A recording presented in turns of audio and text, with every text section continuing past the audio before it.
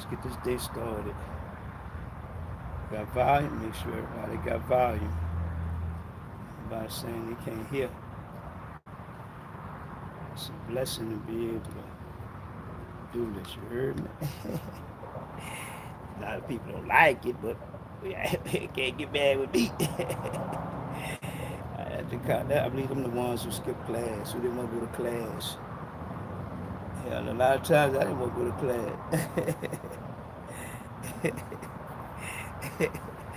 They be coming on here, boy, they be hot with my They be hot with my hey, bro. Hey, bro. That's strange to me, bro. How y'all be jealous and mad and upset about somebody who read the Bible? The Bible. The Bible. Say, bro, come on, how y'all doing? Y'all alright? I'm not gonna believe the way you believe. I'm not gonna think the way you think. I don't give a damn how you think or what you believe. That's you. Everybody entitled to their belief, man. And my belief is that I'm not to believe what you say. That's my belief. So whatever you over there saying, but you know, now you all see driving the net why I said this over 4 years ago, right? Say, bro, come get y'all people, bro. Please come get y'all people, bro. Because God told me, you know, it's like in the classroom, right? When the students be tripping and this and that, right? The teacher put them out the class. God said, Mike, from now on, just delete them. They don't want to delete themselves, but they delete them. But then, you know, I remember the movie Lean on Me, right? And the principal said, boy, you smoke crack, right?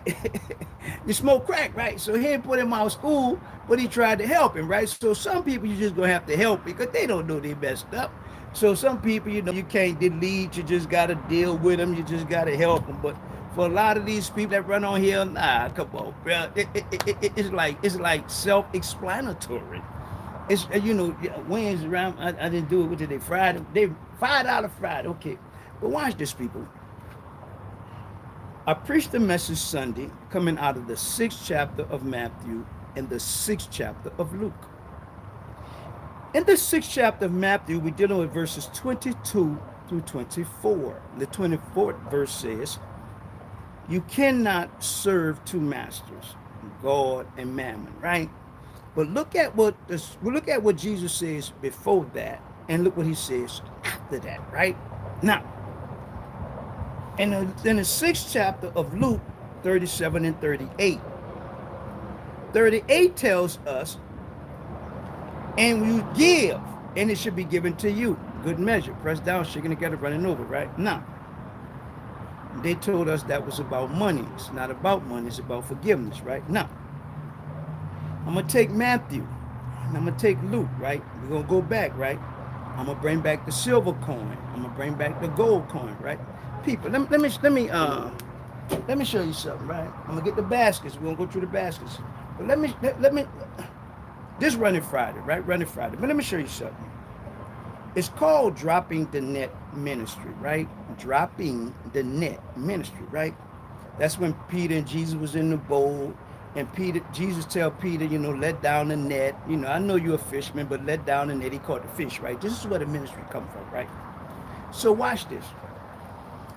I go on social media fishing. I drops the net fishing, right? So I put the little skit up there about hair like wool, eyes like 5 feet like grass, right? They bit, right? Okay, cool. Now I put the other thing out, right? They bit, right? Jesus never rested, right? He never rested, right? Okay, here come this dude. And Jesus was sleeping in the bottom of the boat. The man never had no place to rest. But he was sleeping in the bottom of the boat. Didn't they wake him up? What did he say when he woke up? God damn, bro, I can't even rest for y'all.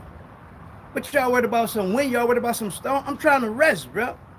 So I'm like, dude, he deleted that. He deleted himself, right? Okay, cool.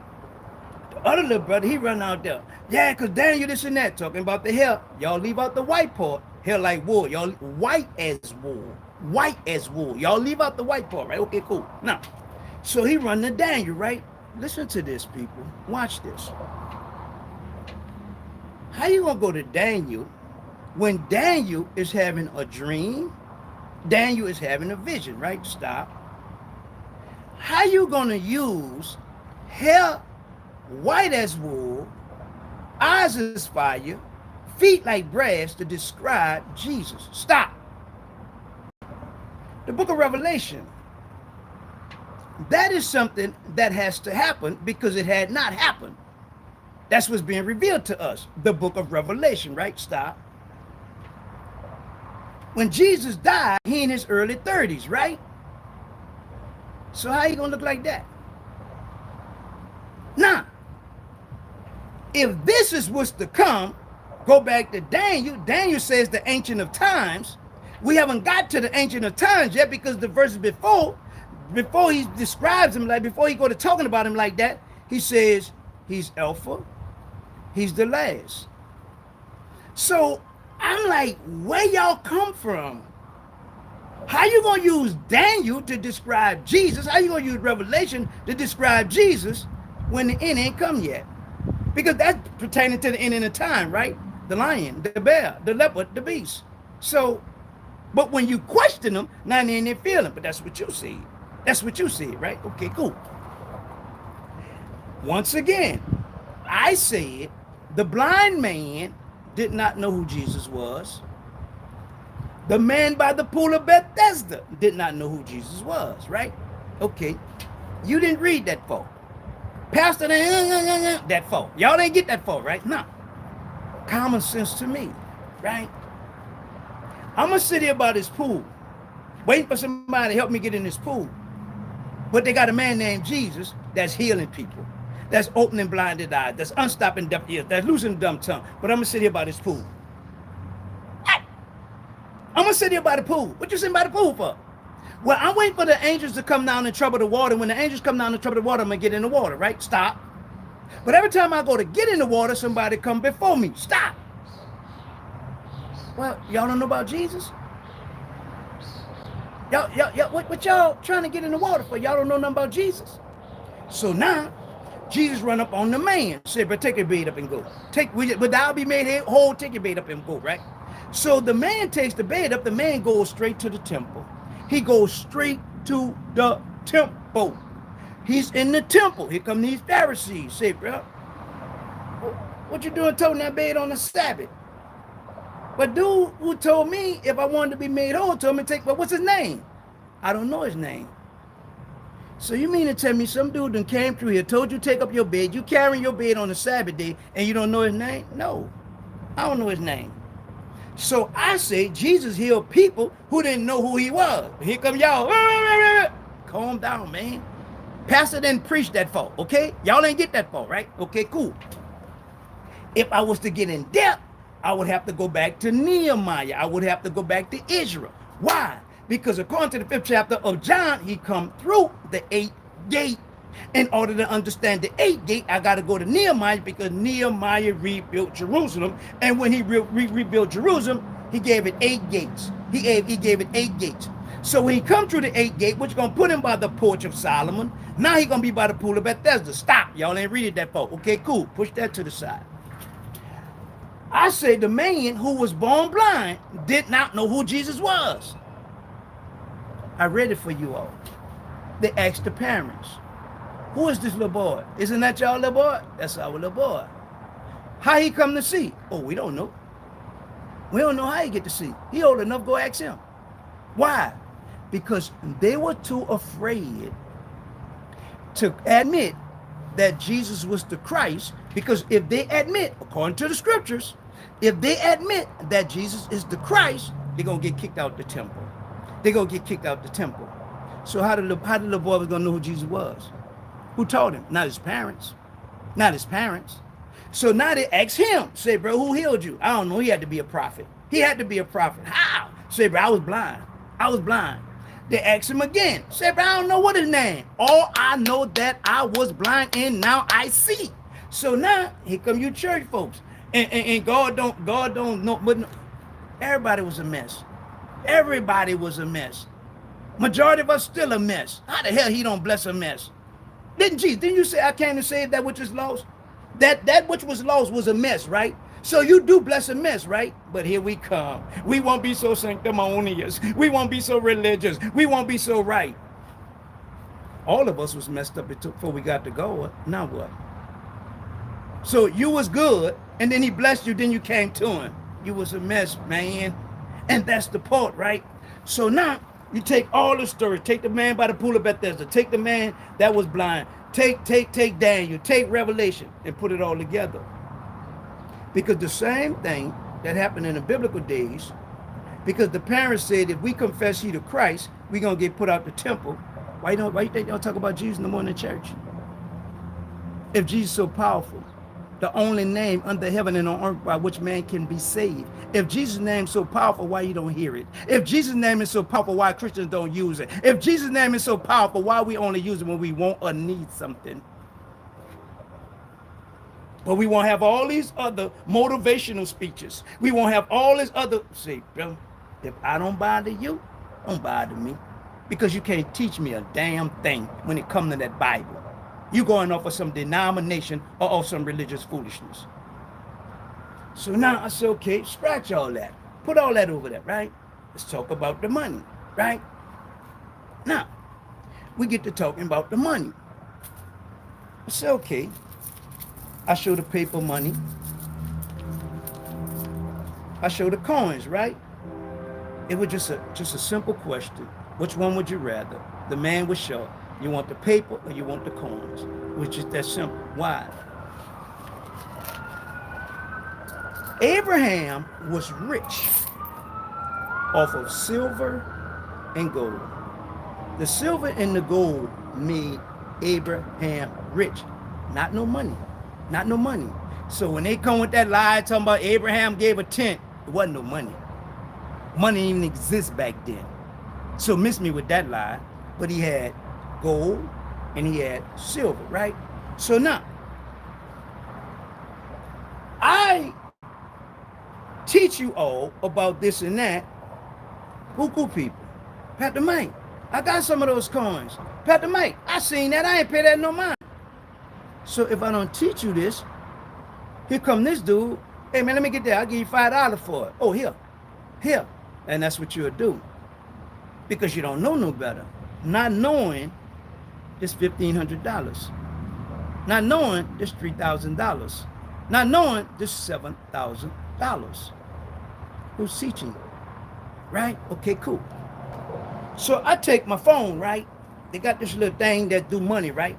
So I take the thing, I scans this, right? When I scan this one, it takes me to that book, and it shows me the dineros. Took me all the way back to Rome when I scanned it. Why? I did the obverse side, I did the reverse side. I did the obverse side, I did the reverse side, right? I said, ooh. Then I scanned this one. I said, whoa. It took me to the book. It took me to the coins back then.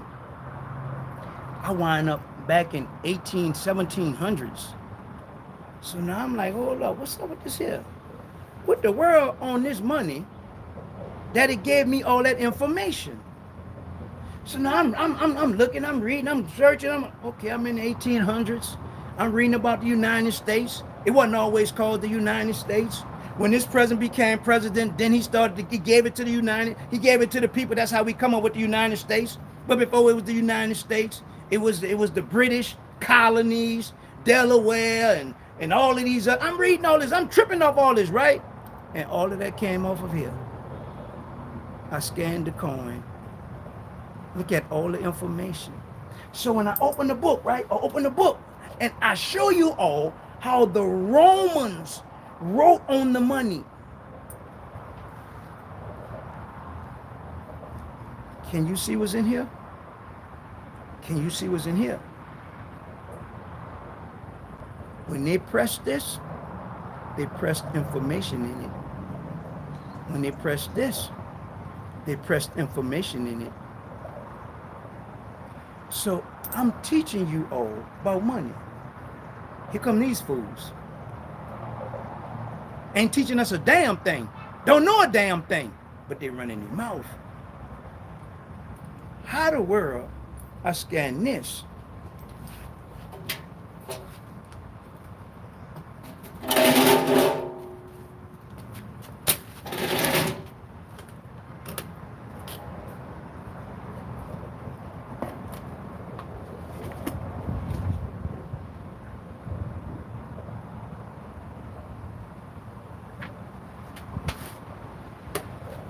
How in the world I scan this and this pops up? How in the world I scans this and get all that information of scanning a coin?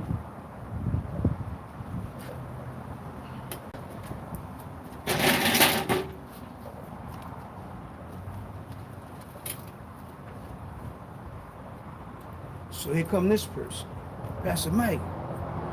My mama had some of them coins. I didn't know what that was. Pastor Mike, my mama had been left me some coins.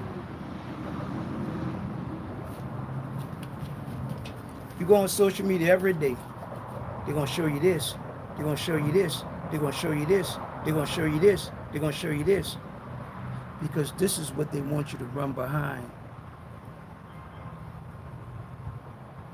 If the building caught on fire, what's gonna burn?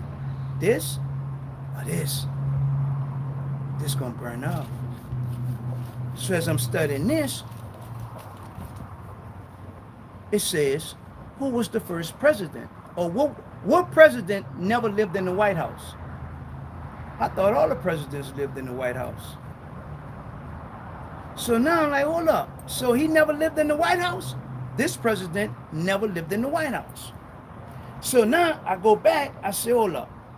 Now we got the Europes. Had a trade with who? The British or the United States? The Americans or the United States? So now it all went back to the coin exchange. Because this is the real money.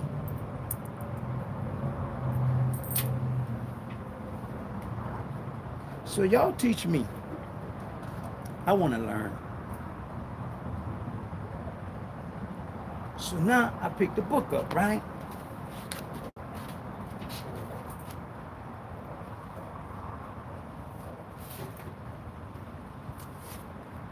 See, bro, never was a dummy. Never was a dummy. Mama paid for me to go to school. She paid for me to go to school. I went to private school 1st through 8th grade. I get to Opera walk in the 9th grade. What we was doing in the 8th grade, I get to walk what they doing in the 9th grade. I know Miss Mulligan. She was over the cheerleaders, little young white lady. She's a teacher. You be cheating, Matthews. I just love math. That stuff you teaching us, we learned that in the 8th grade in private school. Oh, you gonna get put out of class, you gonna get out. I finished my break, I'm finished. Why? I did this in the 8th grade. This ain't new to me. The majority of people that, come on, man. What you gonna teach me? Say, bro, I was born in 1965. 1965. It's almost 2025. That's 60 years. I ain't no damn dummy. I ain't nobody damn dummy. Say, bro, I'm like, hold up, bro. I didn't have to want for nothing coming up. Mom made sure I was all right. Uncle Pops made sure I was right? We was doing a pastor luncheon one time. We was doing this thing for the pastor, right? We grew up together, right? He lived around the corner somewhere, right? So, and at the table and stuff, he made a joke. That's why nobody never liked you. What I did. So he laughing, right? He was the only one in the neighborhood with a passport. Hold up, bro. My mama bought that for me, bro. I didn't buy that for myself. So, some of you kids be hating on other kids because of what kids have and y'all don't have. Like it's the kid damn fault. A lot of you Negroes like that the damn day. That's why y'all so damn jealous holding. Say, bro, I'll be mad with the child because the parent want their child to have some things. But that's what children do, right? So I'm sitting at the table, I'm like, Damn, bro, that ain't funny. So I'm at the funeral 2 weeks ago. Brother said, I remember Mike was the only one in the neighborhood that had that motorcycle, this, that, and other. Damn, bro. Mama bought that. She wanted to make sure her child was all right. So in having that understanding, I don't want your child to be jealous of that child, so I'm gonna make sure you have. So if that child have, your child can have. So you won't think that that child is better than your. No, it don't go like that. What the hell wrong with us, man? Everything hurt our damn feelings. Everything. Well, it's the delivery. It's a damn delivery. If you don't like what the hell I'm saying, well, get your dumb ass away from me. Damn delivery. You'd have been talked to worse than that. Now all of a sudden we so, oh, you shouldn't talk like that. You shouldn't. Lord Jesus. What the hell happened to us, man?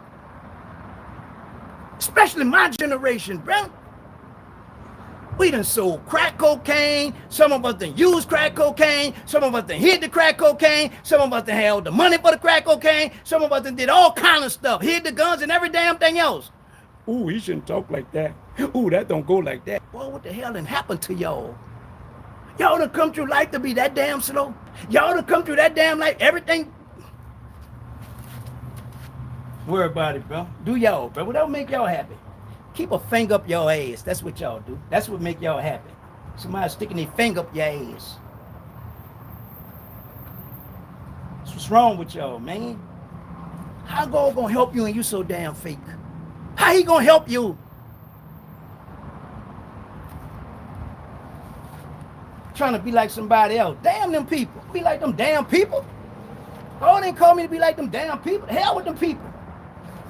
In the boat they rode in here on. If they rode in there on the boat, I don't know. I'm just saying to me, I don't know. So now, if I go to the book, right?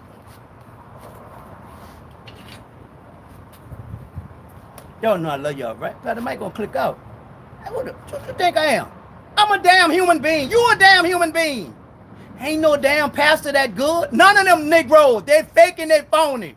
They put on a show in front y'all. All you church folks get in that damn church and put on a damn show like y'all so damn holy, like y'all know so damn much, and y'all so damn good. If you're so damn good, why you run your ass to God all the time if you're so damn good? Why you run your ass to God if you're so damn good? Got the right one. Y'all got the right one here. I'm gonna tell you about yourself. I ain't scared of you. I ain't begging you for a damn thing, and don't care if you don't give me a damn thing. But I'm gonna tell you how I feel. I ain't gonna bite my damn tongue for no damn body. God ain't called none of us to kiss nobody's ass, and God didn't call none of us to bite no damn tongue. Okay, just had to get that out. Let's talk to Bible. Now, according to the book, since there wasn't no newspaper in those days, the government placed much information on its money, especially to glorify the emperor and to recite his deeds, right? See, fam, ain't nothing worse than an old ass dummy. Ain't nothing worse than an old ass dummy. You got a bunch of men. You don't sit your old dumb ass down, bro. You too old to be that damn stupid. You too old, bro. I'm trying to talk to the young man. Really, bro? Really? Come on, book. Let's teach the people, right? So now when we're dealing with the money, right? I'm looking at this money thing, right? We're going through this money thing, right? I'm going to go through the book. I'm telling you the liquid. I'm telling you the weight. I'm telling you the length, right? So now as I'm dealing with the silver, I'm dealing with the gold. I'm saying, hold up, right?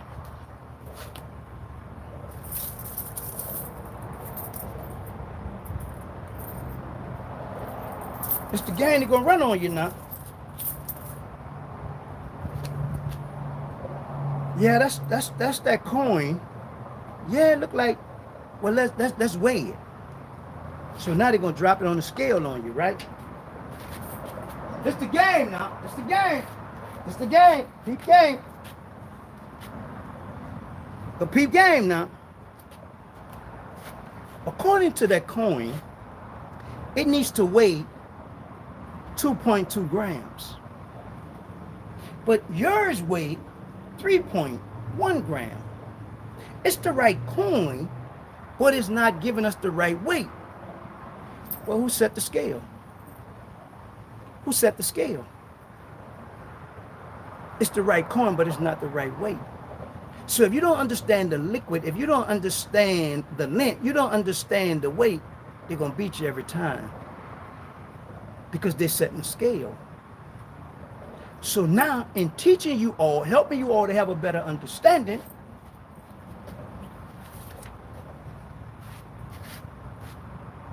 for example, to state the value in pounds sterling, for example, chasing that the narrows worth 20 cents may give the value in silver weight. Okay, I got the value in the silver weight. I got the value in the silver weight. But not the value in purchasing power. Got the right weight. But you can't use that over here.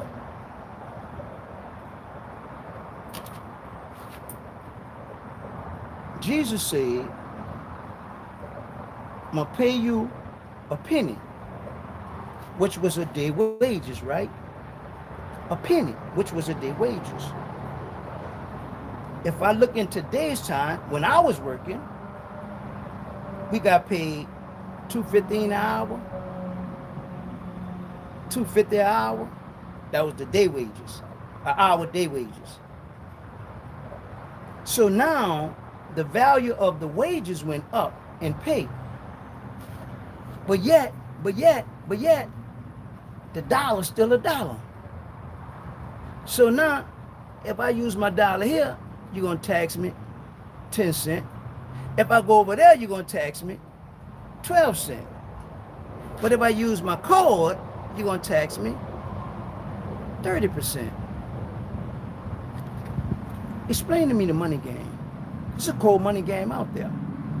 So I'm saying that the paper dollar don't get caught up on that garbage. Here comes this grown man. How you gonna say that's garbage? Or what else is it? What else is it? Are you helping that little brother over there? Are you helping that little sister over there? Are you helping his mama? You helping his daddy? You helping some damn body? Well, shut your damn mouth.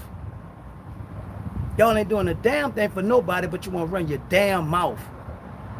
So now, the lady said, PastarMike, I got that. Okay, there go your money. PastarMike, I got some of them coins. My mom, there go your money. You got 1,500, you got a couple of hundred, you got 1,500, you good, y'all straight. Did I charge you for it? No.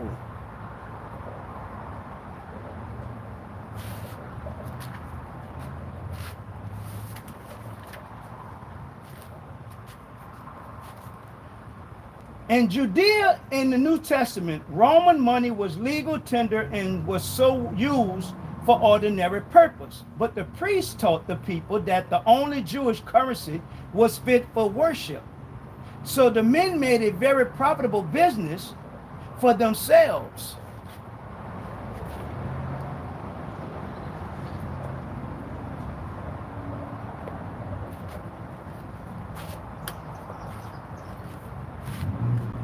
Every last one of these cups. This one is a C, S-E-A-H. This is H-I-N. This is a bath. This is a 3/4 of a bath. This is 18 gore. This is 9 gourmet. This 8 gourmet. This 5 gourmet. These were the different tools they use to measure something.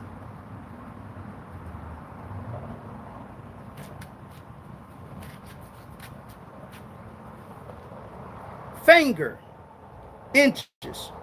Finger, inches, equal. Palm, 4 fingers, 3/4. The span of a palm, 3 to 9. This is the length of the fingers in the palm, right? This is the inches, right? Pressed down, shaken together, running over, the good measure came from the hand.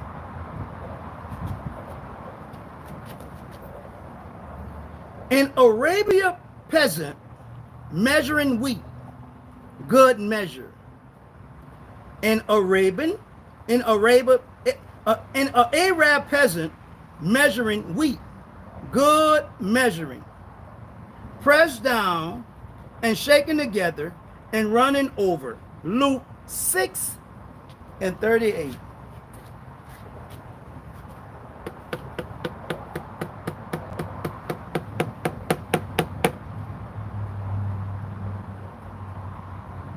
Wait. It must be remembered that the coinage was not used in Palestine till after exile. So if the coins wasn't used in Palestine, where's Palestine? Where's Palestine?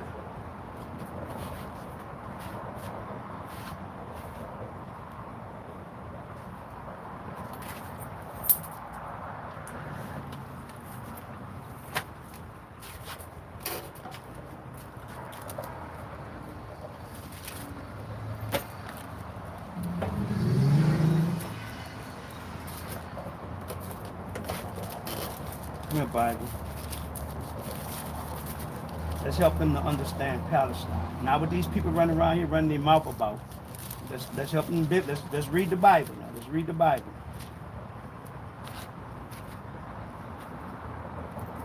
Deuteronomy. Come in, Deuteronomy. Deuteronomy.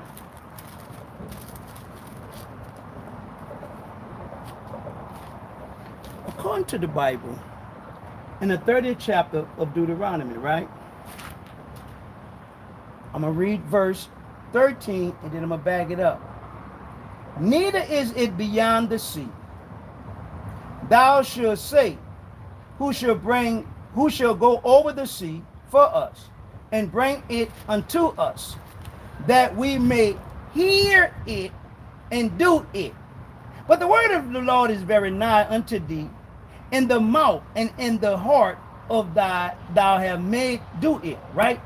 Bag it up, bag it up, bag it up, bag it up, bag it up. Verse 9, and the Lord thy God will make thee plenteous in every work of thy hand, in the fruit of thy body, and in the fruit of thy cattle, and in the fruit of thy land for gold. For the Lord will again rejoice over thee for good, and he shall rejoice over thy father.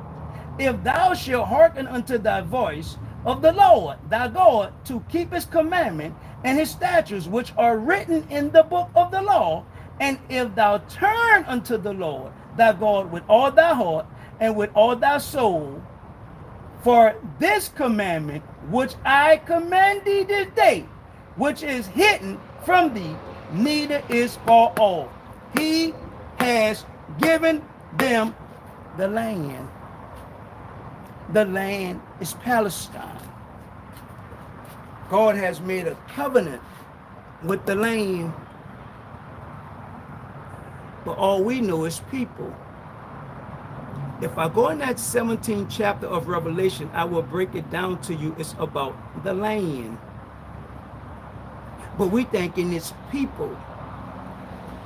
They are in Deuteronomy getting ready to go across the Jordan into the land of Palestine. So now, if there was no money before exile in Palestine, what the world Abraham doing?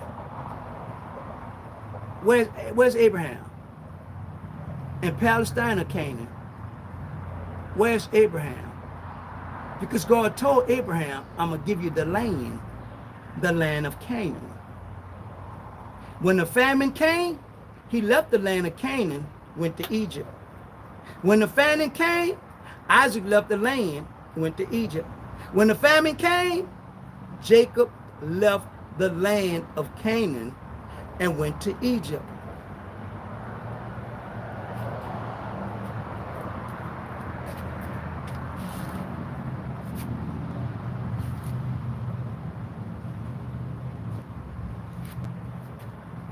So when you tell me Abraham gave a tenth of what?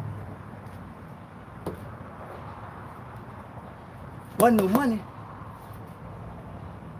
There was no money.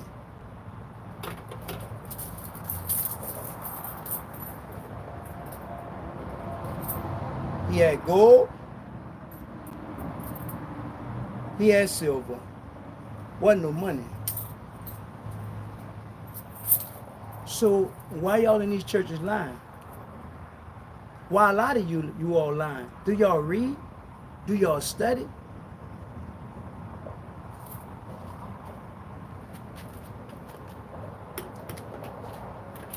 In the 24th chapter of Matthew, Jesus tells us that the famine is coming.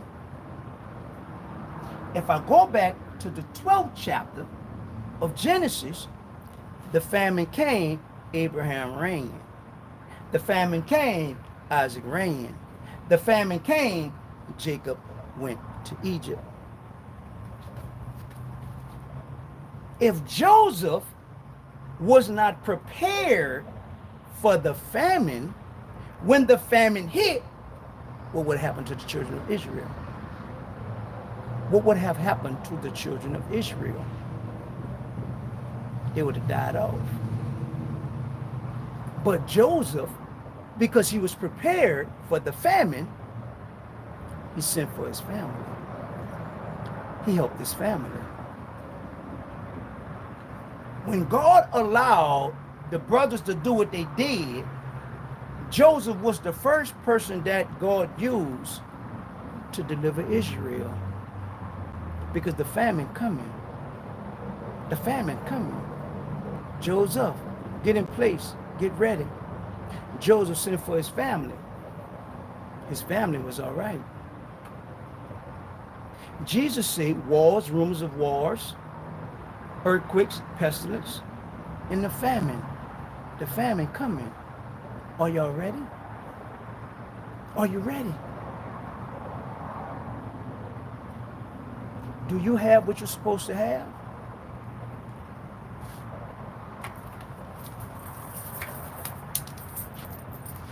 When them people minted, right?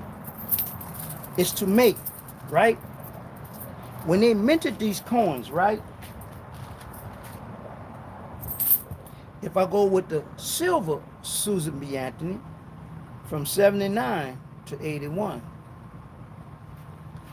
If I go with the gold Susan B. Anthony from 2000, gold 5.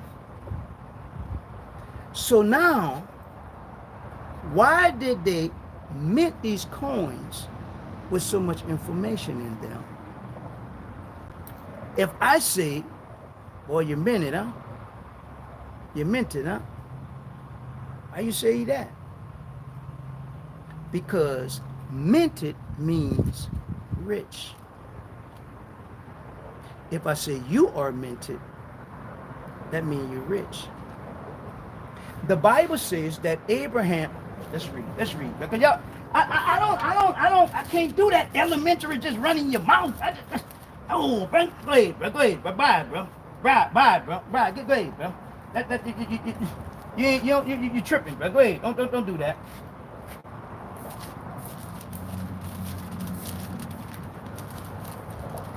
According to the 13th chapter,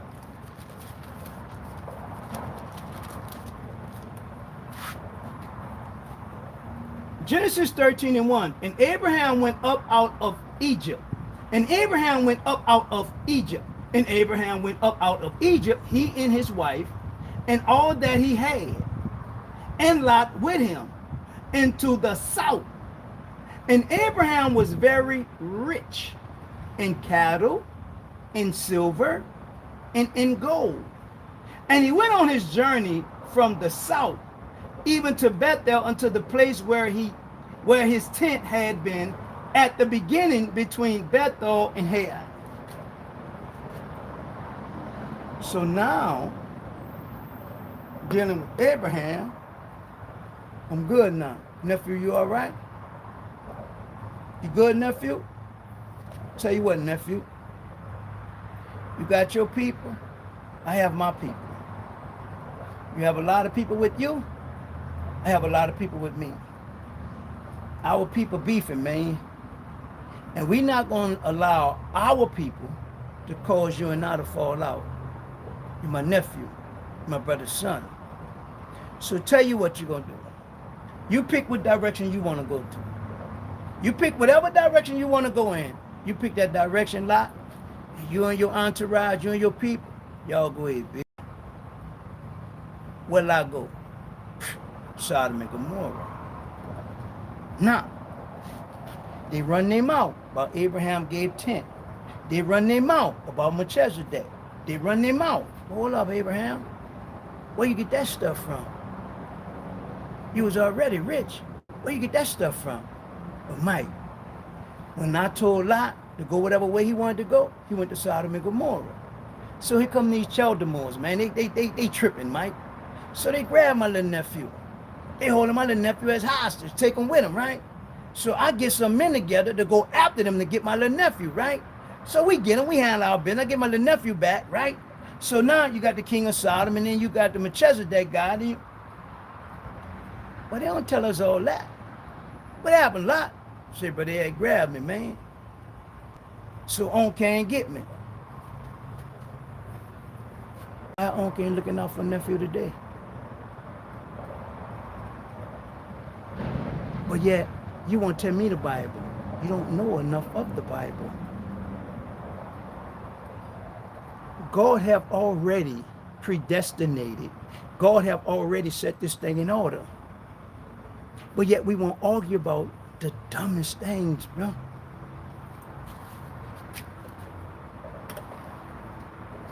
Assalamu alaikum. Alaikum assalam. And he a Muslim. Okay, what that mean? What that mean? I can't greet him? I'm greeting him the way he greet. Run up on you Christians. Praise the Lord. Praise the Lord. How you doing? Oh, I'm blessed and highly favored. Okay, cool. I'm blessed and highly favored too.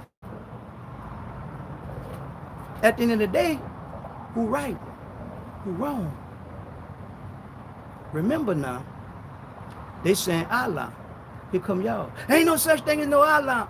Okay, well, if it ain't no such thing as Allah, what is such thing is? I don't hear you saying nothing. He's saying Allah. Who are you saying? Other than damn begging. How often do you say Christ? How often do you mention Christ? Because everything he say, you know what he gonna say? And the minister taught us. And the minister taught us.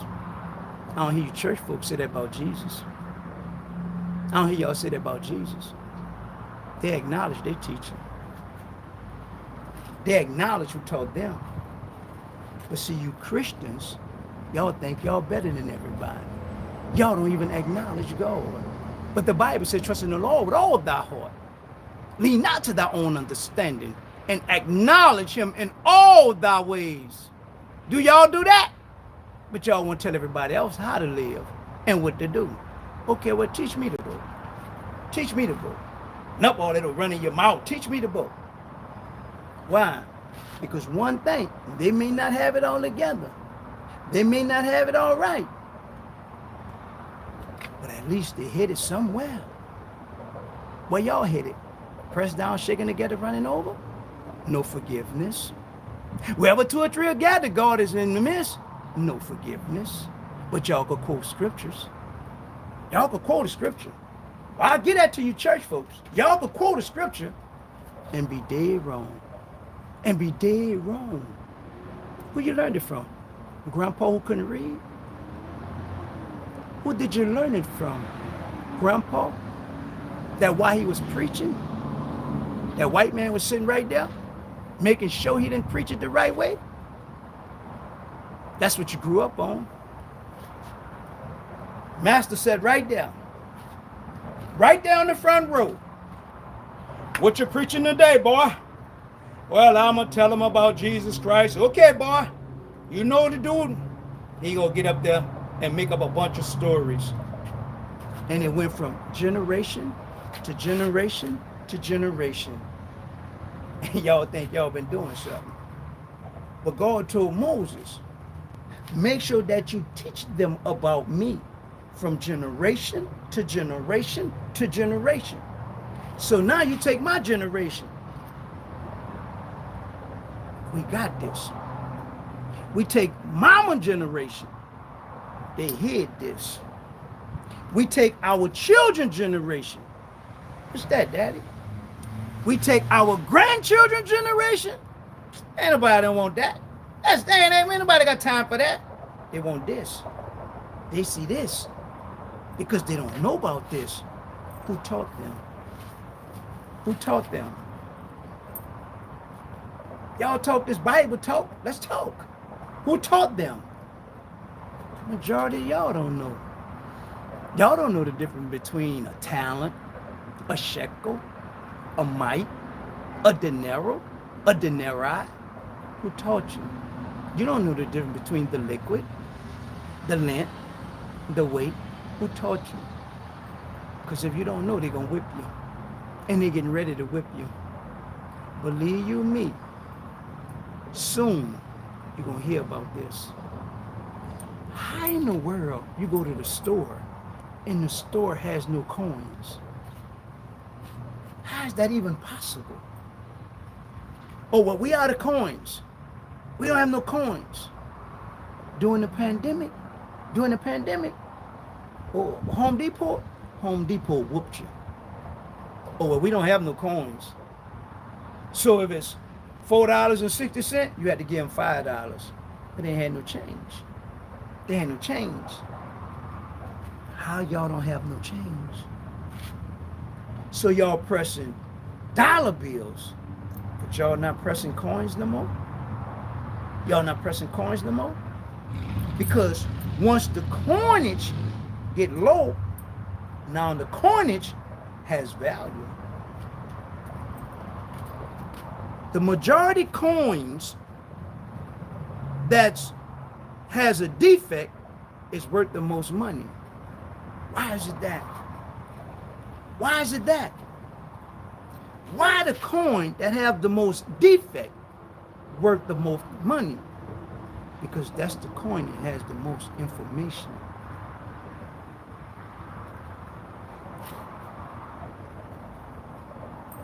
So in teaching you about the money, you go on any social media, all of a sudden everybody got all this money.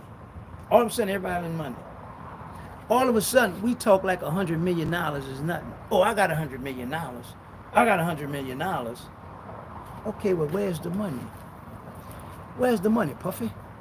You had all that money, Puffy. Puffy. Them people, Ciroc took their thing back. These people took their endorsement back. These people took their endorsement back. Where that money at? Where the money at?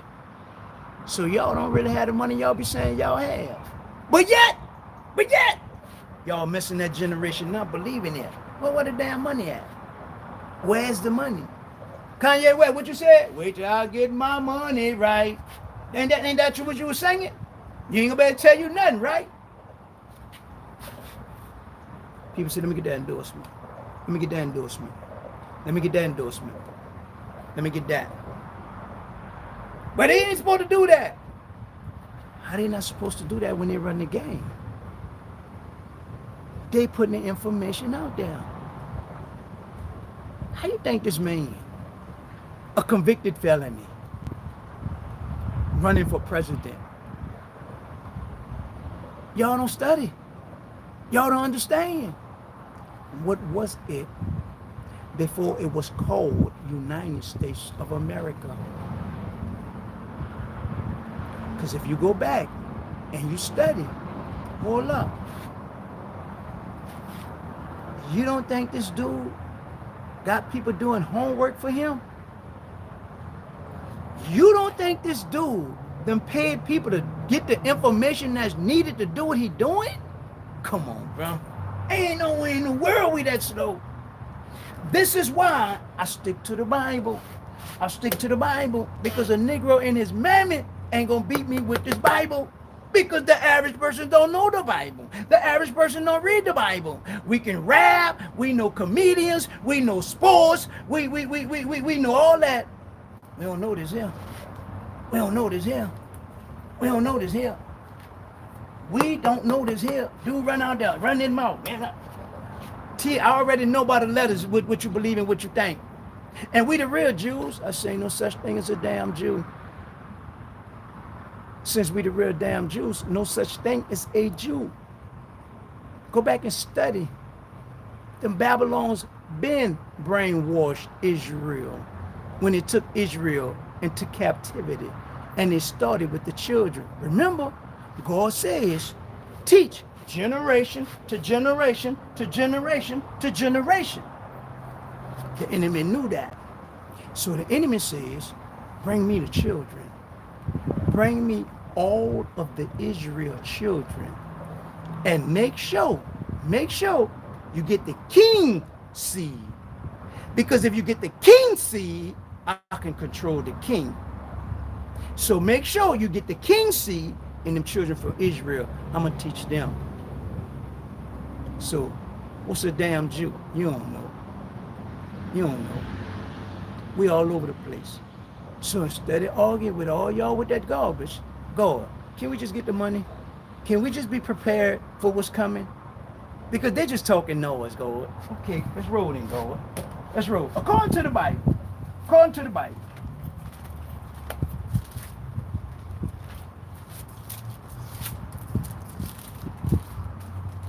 Come here, Matthew. I'm coming, Luke. According to the 6th chapter of Matthew, right? In the 6th chapter of Matthew, I'm going to go to the beginning, right? We're going to walk this thing again. We're going to do it slow. In the 6th chapter of Matthew, Jesus teaching on almsgiving. Jesus teaching on almsgiving. Take heed that you do not your almsgiving before men to be seen of them. Otherwise, you have no reward of your Father which is in heaven, right? Right? Right? And that's what the Bible say. Here come Pastor. Everybody that's going to give 100, y'all get in that line. God say, 5 of y'all got 500. How many going to give 500? I'm going to give Pastor. You damn duck. The Bible say don't do that.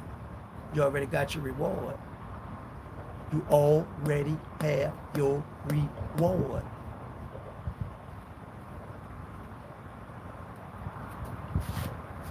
Therefore, thou alms do not sound a trumpet before the hypocrites, do in the synagogue as in the streets, that they may have the glory of men. Verily I say unto you, they have their reward. I did this, Pastor Mike. I'm gonna do that. It's between you and God. Don't do that.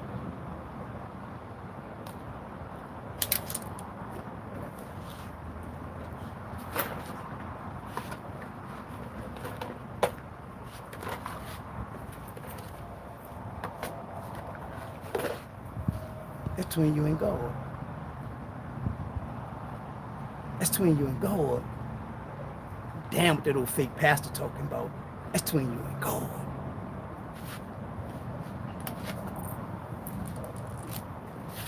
After he teach about the giving, now he teaching about prayer.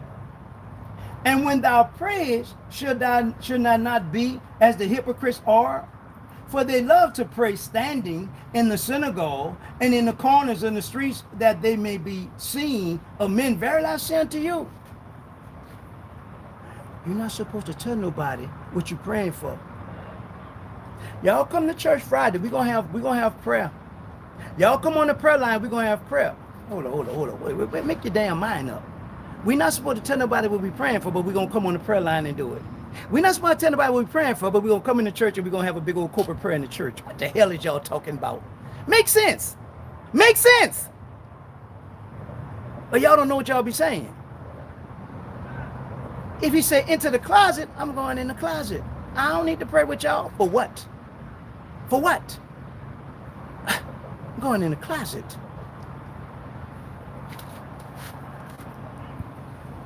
But thou, when thou prayest, enter into thy closet, and when thou hast shut the door, pray to the Father, which is in secret, and thy Father, which is in secret, shall reward you openly.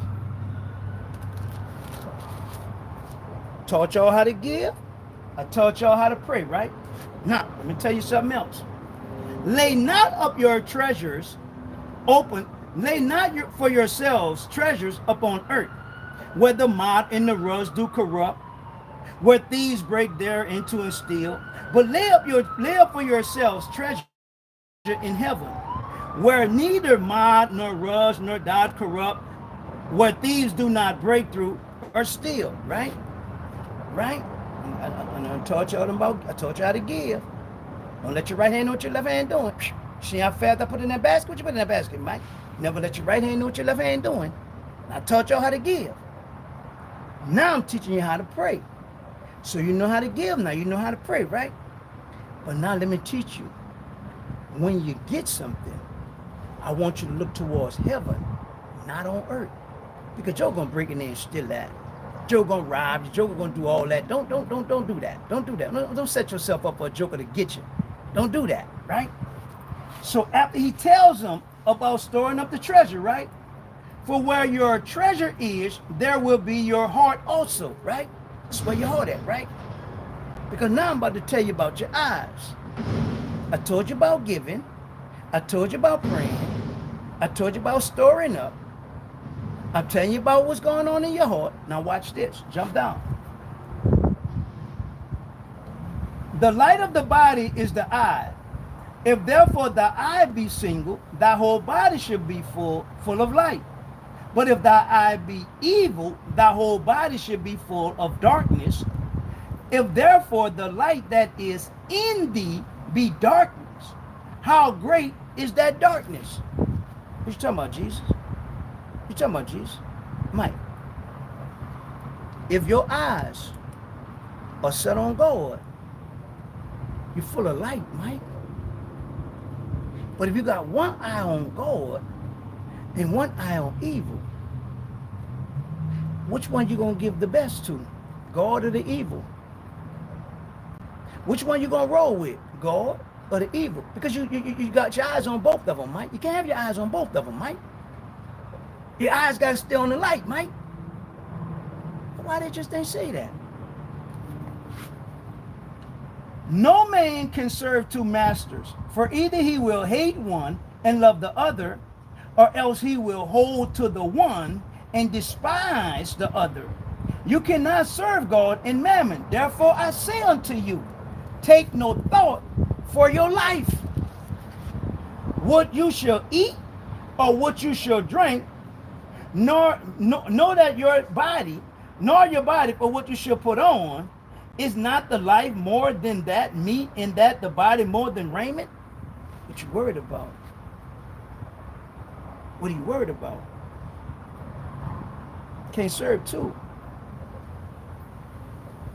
We're going to be on the good, God, the light, or we're going to be on the evil, the darkness. Paul, what did you say? The love of money is the root of all evil. So if I stay focused on God, man can't serve God in money, God in mammon. He never said I couldn't have it. I don't want to focus on the evil. I want to focus on you, God, and let you teach me about this money so I can stay away from evil, because the love of money is the root of all evil. Where did it come out of? Babel. It came out of Babylon. Before the children of Israel went to exile, what they use? Cattle, gold, silver. They go to Babylon. Babylon come up with the coinage. Babylon is going to come up with a system. Babylon still had the gold. Media Persia still had the silver.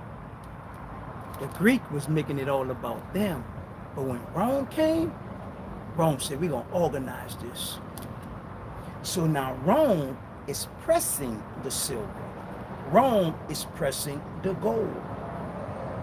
If you don't understand measurement, you won't be able to keep up with the money.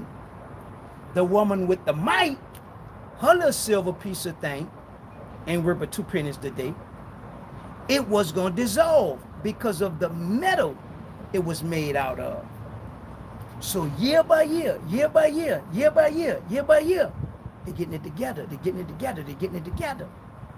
Stop. Say, man, let's make so many of these silver coins, so no matter what, we're going to always have even if the American dollar, loses value, we still have the silver, we still have the gold coinage.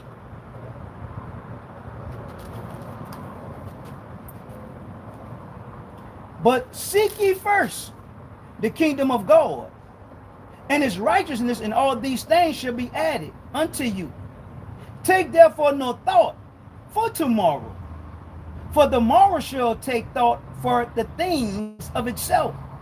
Sufficient unto the day that is evil thereof.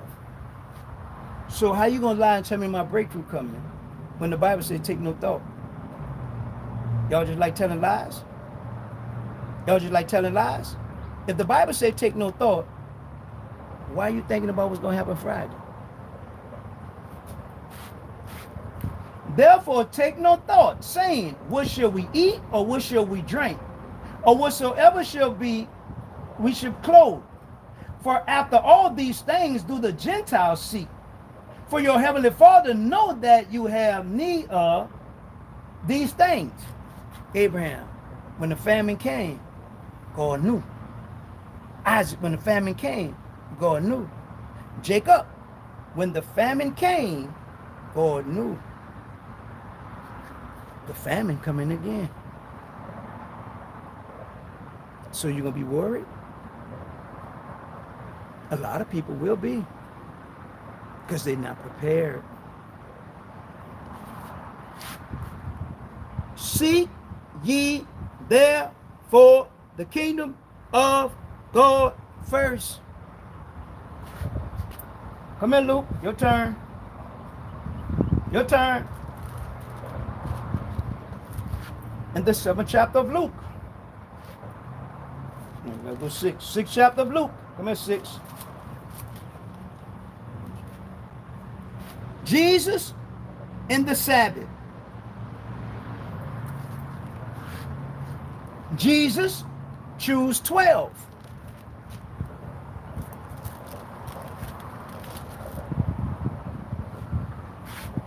The Beatitudes. Judge others. Love for your enemy. 27. But I say unto you which hear, love your enemies. Do good to them which hate you. This is about loving others. Get to 36. Be ye therefore merciful, as your Father also is merciful. Luke 27 to 36. Nothing about no money. Nothing about no money. 37. Judging others. Judge not, and you shall not be judged. Condemn not, and you shall not be condemned. Forgive. When you read your Bible, right? Judge not, and you shall not be judged. Condemn not, and you should not be condemned. Right? That's A. You have A, you have B. You have A, you have B. Right? A says, judge not, you should not be judged. Condemn, you should not be condemned. Right? That's A. B says, forgive, and you shall be forgiven. Ball game change. The ball game changed. Right there in that verse, the ball game changed. We went from A, judging, condemning, to B, forgiving. Verse 30a says, give. What I'm to give? I just told you. Forgive. But pastor say that's money. Show it to me. I'll give him some money. Tell him, show it to me. Any one of y'all show it to me. I'll give you some money. Show it to me.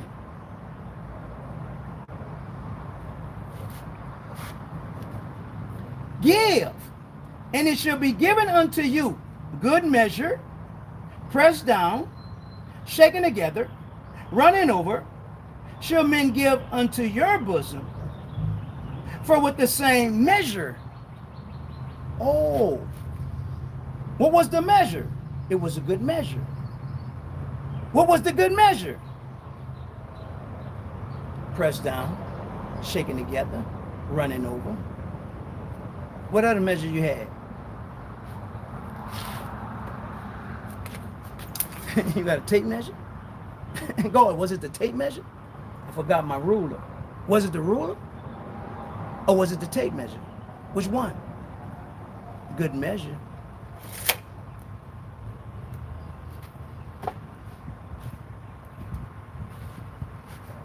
Give. Forgiveness. Forgive and it shall be forgiven you. Give and it shall be given unto you. Good measure, pressed down, shaken together, and running over, shall men give into your bosoms. For with the same measure that you use, with all it should be measured unto you.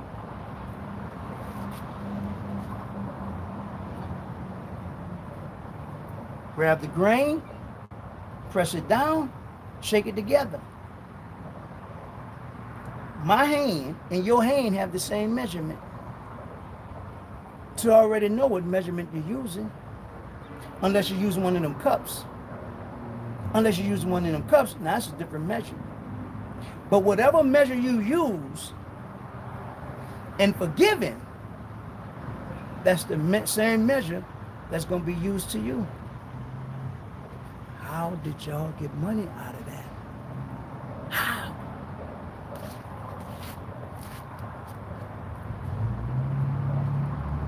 And he spoke in parables, unto them.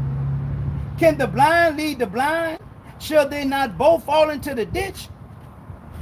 Judging others. Where the money come in at? Deacon, you stand up there and tell that lie every Sunday. Where did money come in?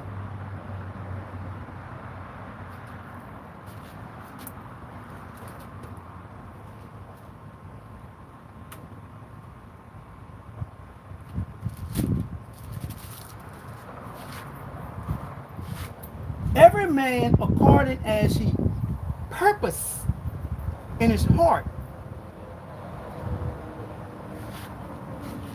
how to treat others, judge not others.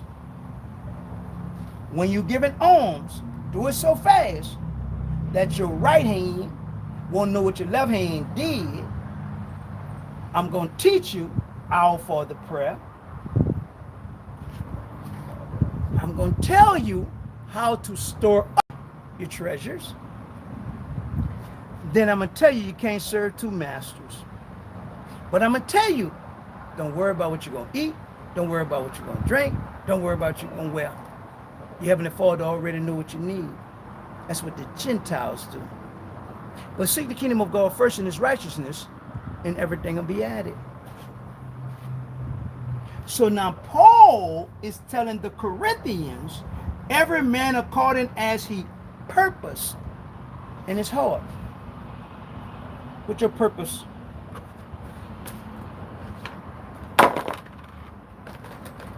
Well, we had some toothpaste to give. We had a tape measure to give. We had some fruit cups to give. We had some lotion to give.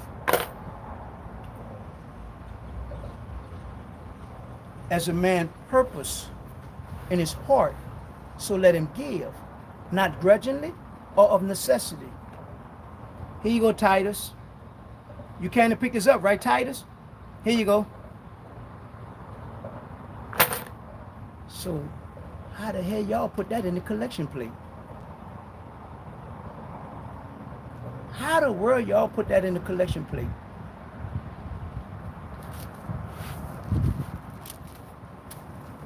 Titus, insomuch that we desire Titus that he as he has begun, so would he also finish in the same grace also.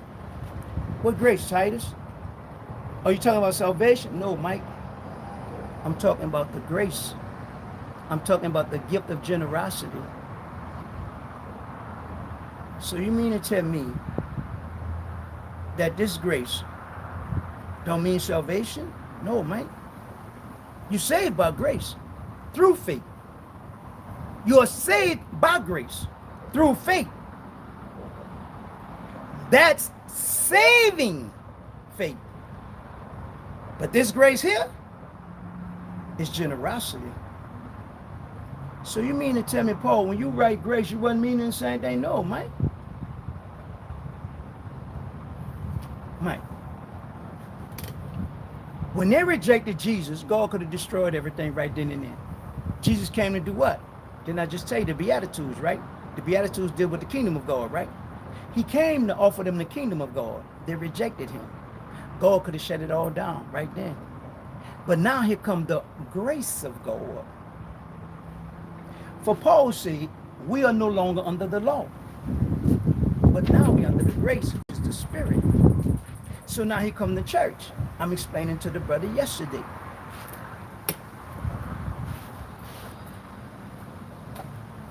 I said, remember, brother, everybody in the Bible days couldn't read. So even if you gave me the law, what I'm going to do with it? If I can't read. By the time Jesus came, Jesus said, I didn't come to destroy the law or the prophets. I came to fulfill it. Give me the law, Mike. Give me the law. Follow me, Mike. You can't keep all these laws, Mike. The brother said, yeah, it's 607 laws. I said, yeah. You have your negative laws. You have your positive laws. If I can't read, how am I know what the law says? If I can't read. So now, if I'm following Jesus, I'm following the law. Did he throw the law away? No. He got the law. I'm following him. Well, we got to keep the law. If I'm following Jesus, I'm keeping the law. What you said, bro? The minister taught y'all what? Minister Farrakhan taught y'all what? And the minister in the, okay. That's who you follow, right? Okay. And in following him, you in the discipline, you're doing everything. Okay, cool. I'm following Jesus. Jesus came and said, he said, I got the law, Mike. I got the prophets. I know what Isaiah said. I know what Jeremiah said. I know what Ezekiel said. I know what Daniel was saying. I know what Obadiah, I know what Amos, I know all that, Mike. I know all that. Give it to me, I got it. I know all the laws, Mike. I can read, Mike. I got all the laws. Come on, let's go. If I follow Jesus, I'm following the law. So now, what are you saying? So now, Paul is writing to the Corinthians. Titus has come for the grace. Y'all saved, right? That's what you say, right? Y'all know how to speak, utterance, right? I've heard you all. I got y'all letters. Y'all have knowledge. I have y'all letters. Remember now, I wrote 1 Corinthians. I wrote 1 Corinthians. I wrote 1 Corinthians. By the time we get here, we got 1 Corinthians, which was the first letter that got lost. We don't know what happened to that letter. Then we get 1 Corinthians, the first half. Then we get 1 Corinthians, another half, which is 2 letters. By the time we get here, we in Paul's 4th letter to the Corinthians. But all you know, 1st and 2nd Corinthians. So now Paul is telling the Corinthians,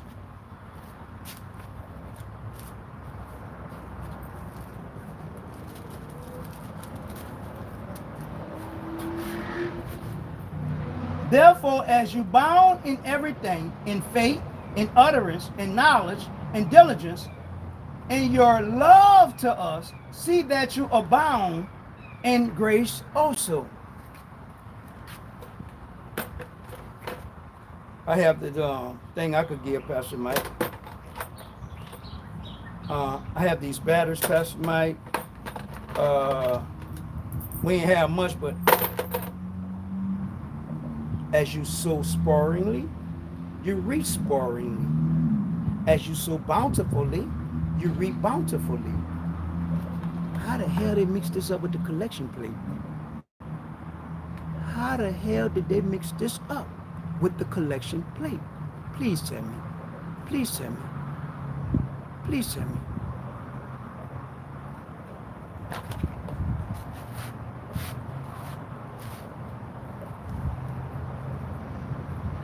For if there be first a willing mind, it is accepted according to that a man have, and not according to what he do not have. Every man according as he purpose. For if there be a willing mind. Y'all told me a year ago y'all was ready, right? So this is what y'all said. I told y'all what we was going to do. A year ago, y'all said y'all was ready, but I got caught up doing some stuff, and I was over here and over there. I told them in Macedonia what y'all was doing. I told them in the Chia, y'all. So y'all ready now, right? But they got to first be what? For if there be first a willing mind, it is accepted according to that a man have, and not according to what he do not have.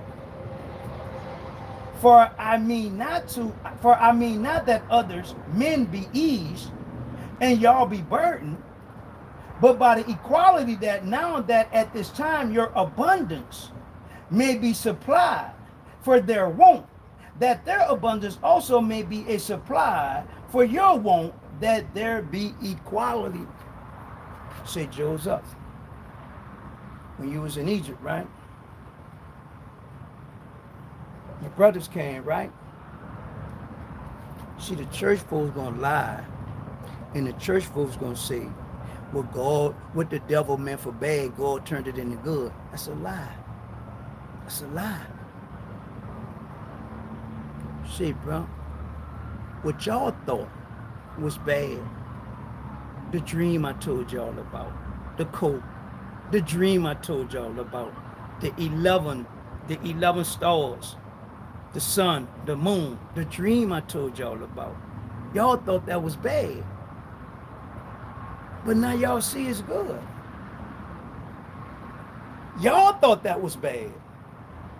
Now y'all see it's good. So where the hell y'all get what the devil meant for bad? God turned it to good. Them brothers just was dumb as a box of rocks. Just like a lot of us right now today. Because of jealousy, because of envy. Say, man, you had this, you had that. Well, my mama bought it. Now we grown. How can I help you? I ain't never thought I was better than you. I ain't never thought I had more than you. But that's what I wanted. And so my mama bought it. I didn't know your mama was round the corner, couldn't afford it. I didn't know that. So how you gonna get mad with me? I'm a child like you. So having all that understanding, why we all can't have, why we all can't be straight. So there won't be the jealousy, so there won't be an envy. Joseph said, what y'all thought was bad, y'all see is good, baby. Now y'all go get daddy, y'all go get everybody, y'all come on back. Y'all all right, huh? Y'all good, huh? I ain't mad with y'all, what I'm be mad with y'all for? What I'm gonna be mad with y'all for? Y'all just didn't know no better, baby. Y'all didn't know no better.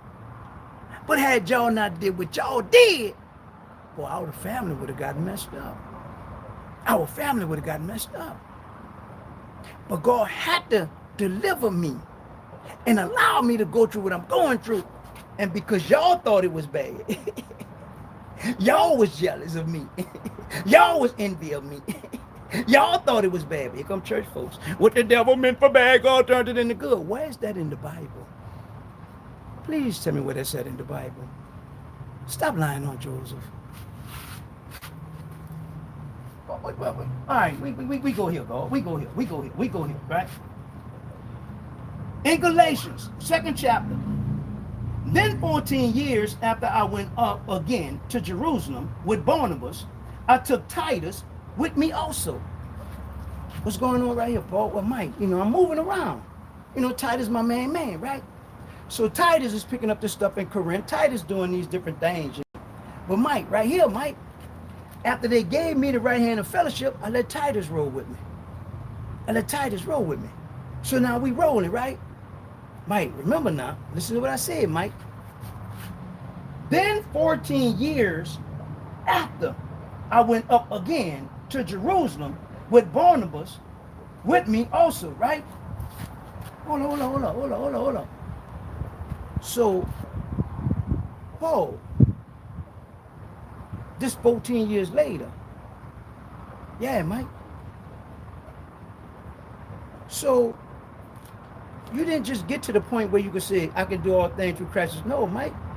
Mike, it took me 14 years, Mike. But if I walk in the church today, them church folks going to say, you can do all things through Christ who strengthens you. Stop lying. I ain't there yet. Know how I know I ain't there yet? Peter wasn't there yet. And went up to Revelation and communicating with them the gospel which I preach among the Gentiles, but privately to them which were of reputation, lest by any means I should run or had run in vain. What's happening, Paul? Man, you got these jokers over here, Peter and them, right, Mike? Say, bro, God sent me to the Gentiles. Sent them to the Jews. What, Paul? God sent me to the Gentiles, Mike. Sent Peter to the Jews. So of course I ain't gonna talk like they talk. Of course I ain't gonna think like they think. Look who I'm dealing with, Mike. I'm dealing with Gentiles. They're dealing with the Jews. So after 14 years later, Mike, I shoot back up there to Jerusalem. I want to see what's happening. Okay, Paul. So I run into them, right? I ain't tripping. I ain't running from them. I ain't scared of them. I ain't even worried about them. Watch this. To whom we gave place by subjection, no, not for an hour, but that the truth of the gospel might continue with you. But of these who seem to be somewhat, whatsoever they were, it make no matter to me. But let me say that. He shouldn't talk like that. When Paul said, Mike, I'm in Jerusalem, right? I see Peter and all these dudes, Mike, they talking about this and that. Mike, that ain't make no matter to me. Mike, I ain't give a damn. Yeah, I ain't with it. Mike, I'm doing God's work, going to these Gentiles. That foolishness they talking about them, but they Jews. They're in Jerusalem. They're at the mother church. Mike, listen to what I'm saying, bro. After the road to Damascus, I spent 3 years with God. After spending 3 years with God, I'm doing my thing, Mike. After doing my thing, I went up to Jerusalem to look for them. I didn't find them. So I went back to doing my thing. It's 14 years done passed by, Mike. Now I'm going back. They be running their mouth, Mike. They be talking all that noise. Who? Paul? Peter now. I ain't worried about them jokers, but let me see that. Oh, he's belittling. He's talking about, but that's Paul attitude. Put it in your face. You probably can't see. Put it in your face. Come back here, Paul. Come back here, Paul. But of these whom seem to be somewhat, whatsoever they were, it make no matter to me. God accepted no man person. But that's the bishop. And but that's Apostle Bapabupa. And God is not no acceptor of person. God not gonna put him over you, Mike. And God not gonna put you over him. He know better than you, and you know better than him. Say, Paul, but you had an attitude up, Mike. Mike, I ain't give a damn, Mike. They with that old fake stuff. I ain't never was fake, Mike. They say you're crazy. They say you don't know this and that. They can't prove you wrong, though, Mike. They can't never prove you wrong. Watch this. I'm going to read that again. But of these whom seem to be somewhat, whatsoever they were, it make no matter to me. God accept no man person. For they who seem to be somewhat in conference added nothing to me. Paul, you ain't go to the church conference? Paul, you ain't go to, Mike, man, dude wasn't talking about nothing. Paul, they the leaders. They the ones on top, Mike. Ain't nobody on top of you. If great is he that's in you, then he that's in the world. How the hell he better than you? If God is in you, don't ever be that stupid, Mike. Okay, Paul, I got you, Paul. I'm with you, Paul. But contrariwise, when they saw that the gospel of the uncircumcision was committed unto me, as the gospel of the circumcision was unto Peter, for he that worked effectually in Peter to the apostleship of the circumcision, the same mighty in toward the Gentiles. And when James and Cephas Peter, and when James and Cephas Peter, and when James and Peter and John, who seemed to be the pillars, perceived that the grace that was given unto me, they gave to me and Barnabas the right hand of fellowship, that we should go unto the heathens, and they unto the circumcision. Only they would that we should remember the poor.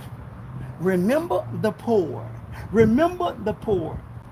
For the same which I was also forward to do.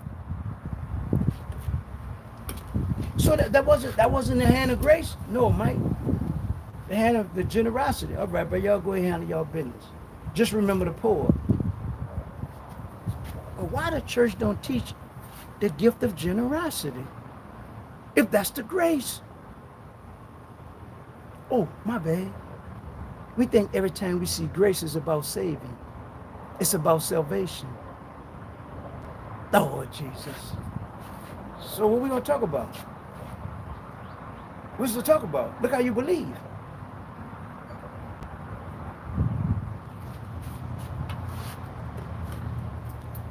Only they would that we should remember the poor, the same which I was also forward to do, eager to do.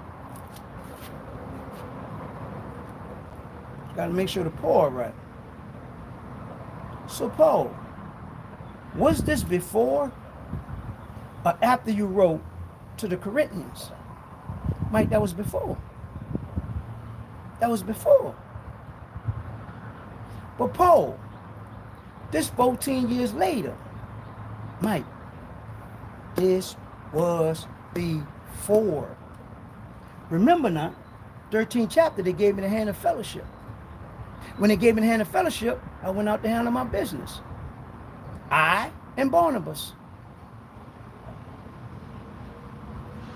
But when Peter was coming to Antioch, I withstood him to his face, because he was to blame. So who taught y'all that garbage? Who taught y'all that garbage? Because I'm going to tell them in their face, they low down and they dirty. Who taught y'all that garbage? So now, we running it, right? We running it, right? Dude, run out there. Come on, bro. If I don't bother you, bro, just stay away from me, bro. Understand what I'm saying? You can't teach me a damn thing. You don't know enough. You're going to run out there with some garbage. You're going to tell me that he had hair like wool. No, the hair was white as wool. It was white as snow. It is symbolic of ancient time. So how you going to describe that as being some black man with some white hair on his head? Any damn body can have white hair on their head. And you can't use Jesus because he died in his early 30s, man. This is talking about somebody dealing with the ancient of time. We have not reached the ancient of time because we still going through time. So how you going to use that? Go ahead with that garbage, bro. Now, I'm showing you not everybody knew Jesus. And Jesus is helping people that know him. Why? Because I came to save that which is lost, Mike. So I'm going after the lost people. They think they know everything. They think they got it all together. Didn't Paul say he wasn't a respecter person? He went to the uncircumcised. He went to the circumcised. So now we going through this thing and we handling our business. So now we get into 2 Corinthians. Paul said, okay, let me teach y'all something. Let me teach y'all something. Appreciate you, Corinthians.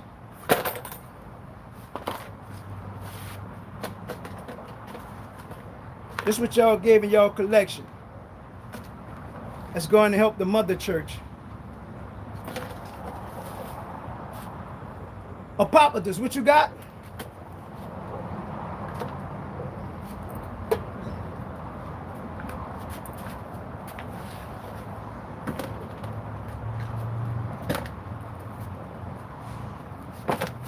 Here you go, Paul.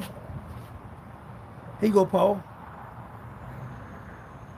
Well, the church of Philippians sent all this. It's for you. When I write them, I'm gonna let them know, man, that my God is gonna supply their needs, man. I needed this. I needed this book. I needed this, man. Everything they sent, I needed it. I needed that. So what the hell I got to do with the collection plate? I'll wait. The Philippians has nothing to do with the collection plate.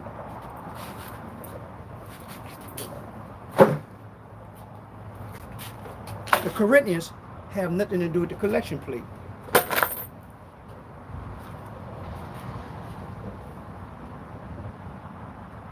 So y'all done set up under all this garbage all these years. And none of that had nothing to do with the collection plate. But yet, according to the Bible, because y'all just read one verse, y'all don't read all the way through. Pastor gonna say what sound good and benefit him. Paul says, say Philippians, appreciate y'all. Thank you for the point. I needed it. Not because I desired the gifts, but I desired fruit that may abound to your account. But I have all and abound, I'm full, having received of Epaphroditus the things which were sent from you, an odor of a sweet smell, a sacrifice acceptable, well pleasing to my God.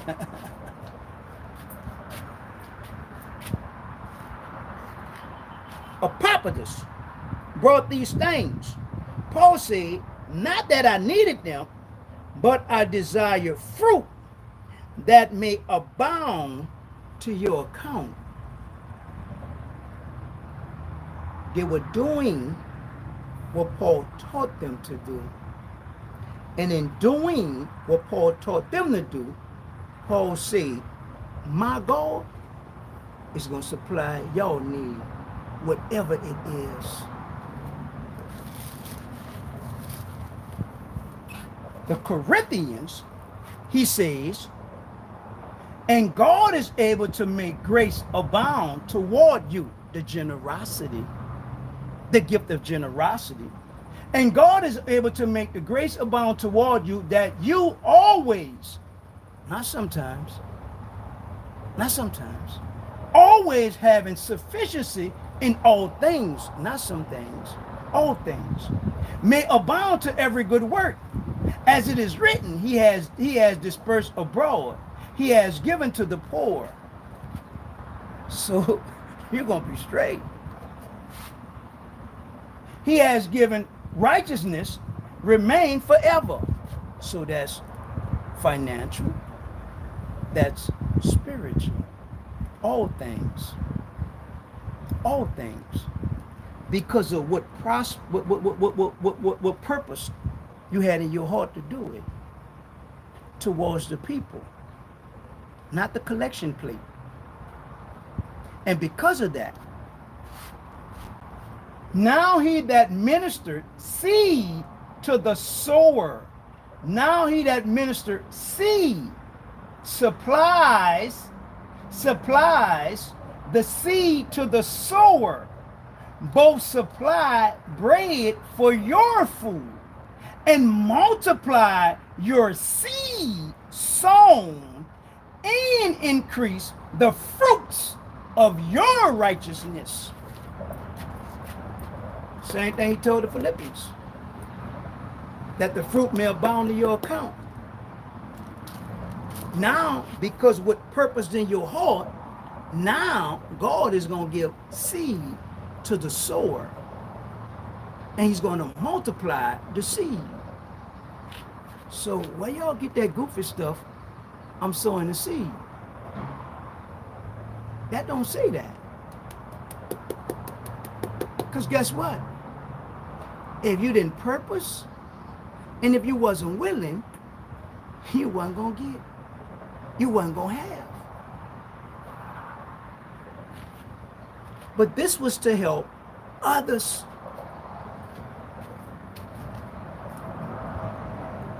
But this I say, which sow sparingly shall reap also sparingly.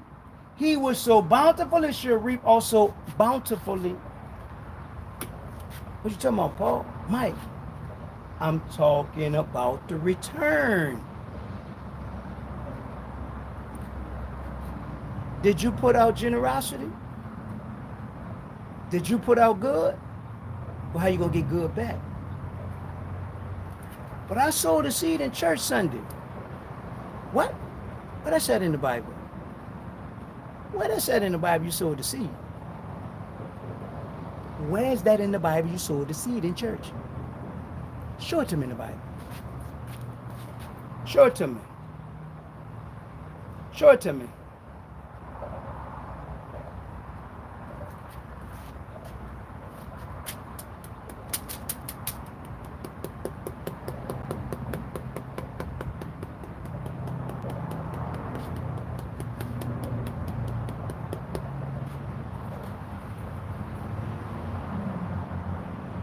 I'm looking for it.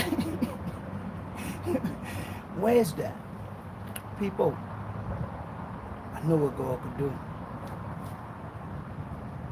Joseph knew what God could do. Moses knew what God could do. Joshua knew what God could do. I know what God could do, man. I want to make sure you all right. I know He's going to make sure I'm all right.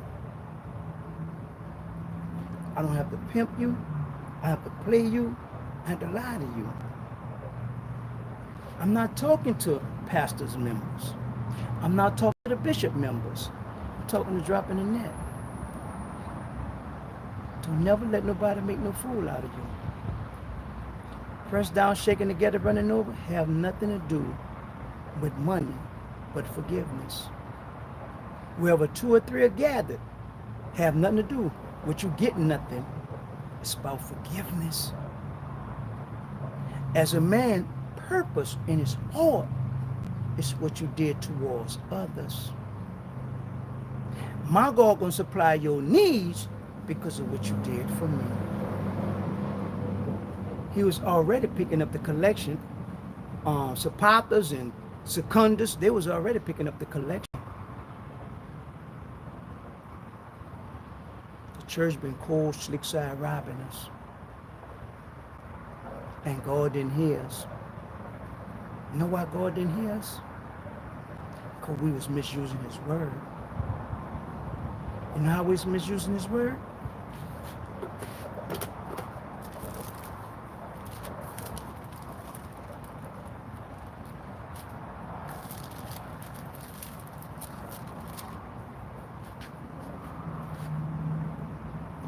And when you stand praying, forgive if you have aught against any, that your Father may also, which is in heaven, may forgive you for your trespasses.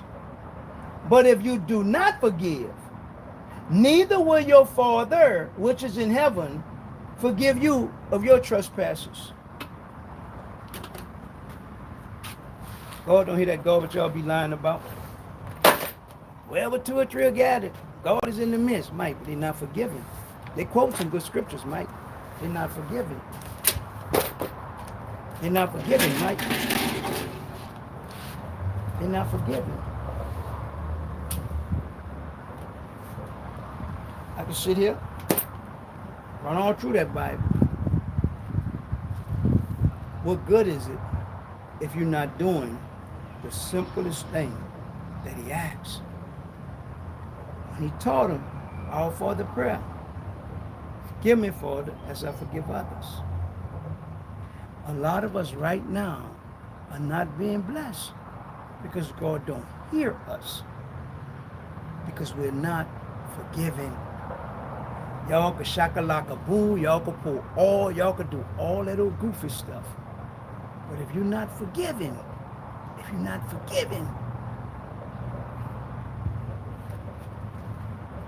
you'll never have nothing.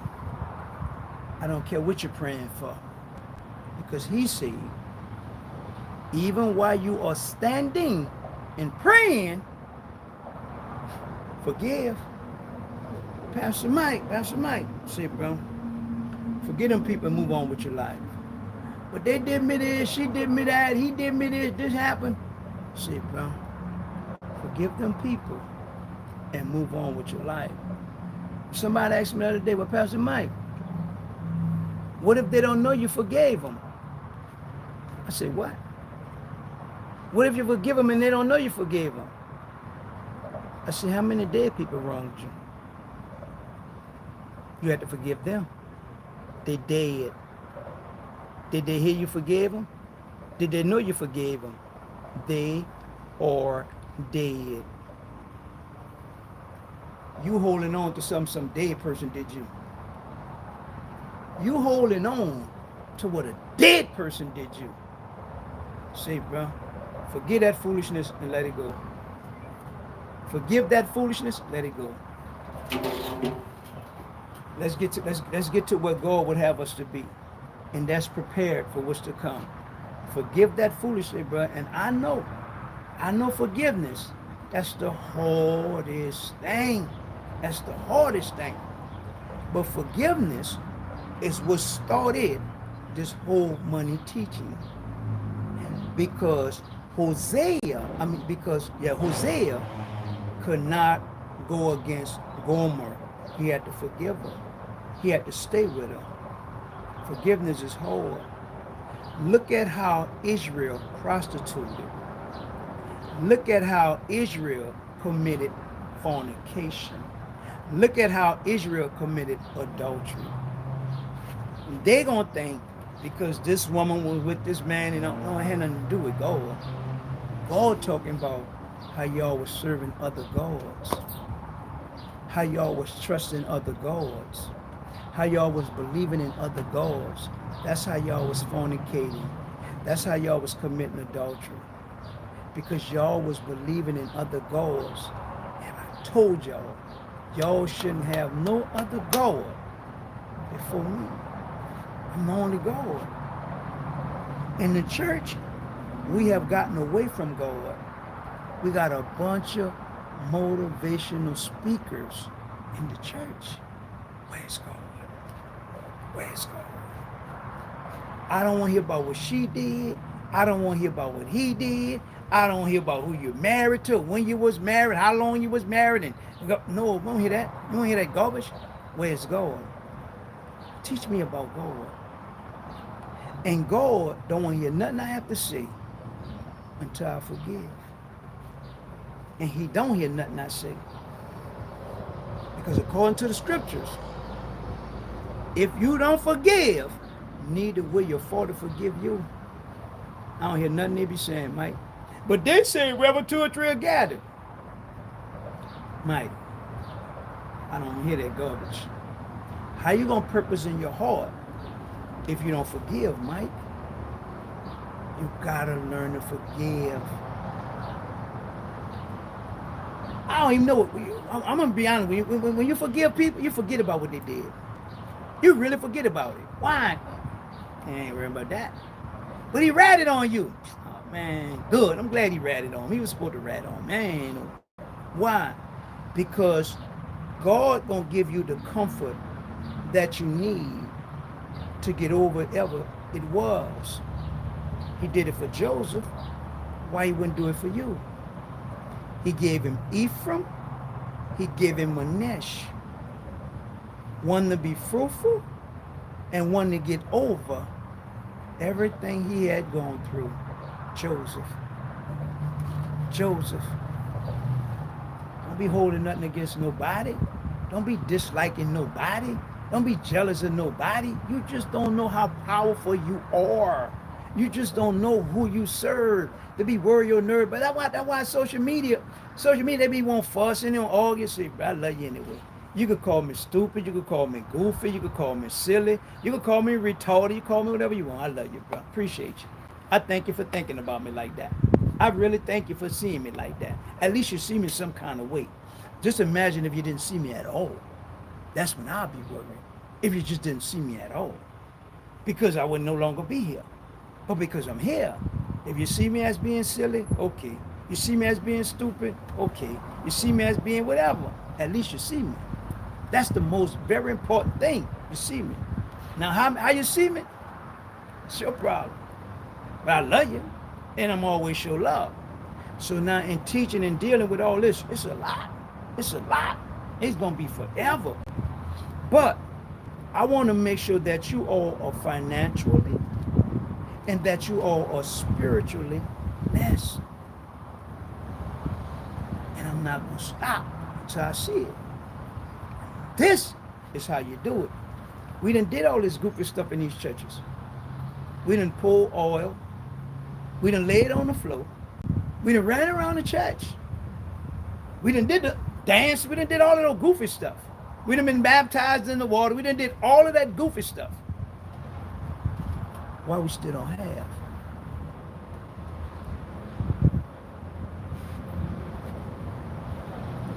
Grandma gonna die believing in that goofy stuff. Where did she leave? Auntie was in the church forever. She died.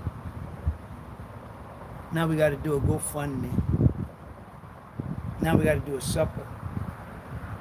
Just to bury her. Because she ain't had nothing.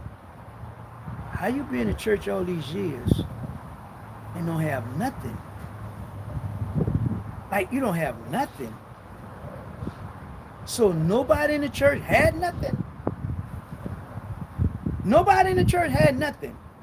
That you don't have nothing. But yet, Jesus said, the poor you have what you always. She's anointing me for my burial. Leave her alone, Judas. Paul, whatever you do, make sure you take care of the poor. I already know to do that. So how could you be in the church and not have when you have people in the church that have?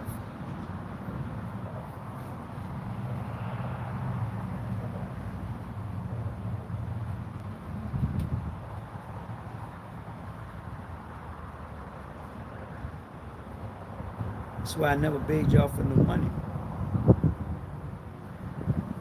Until I taught you about the money. Two things goes with money.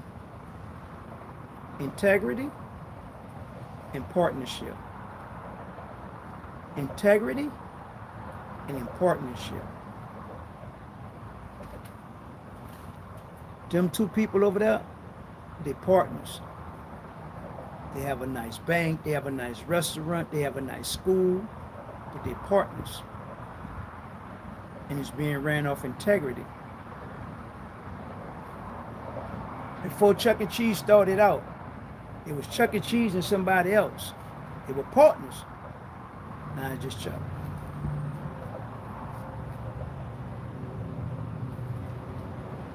If I tell you we're going to do something, we're going to do that. Not going to tell you we're going to do something and don't do it. If we pick up money to make sure that sister right, the money we pick up won't go to that sister. Because of what the Bible says, we're dealing with generosity. If we pick up money for a picnic, I done picked up $1,500 for a picnic. And the picnic ain't worth but $400. Now here come integrity. Now here come integrity. Where them $1,100 going? Now here come integrity.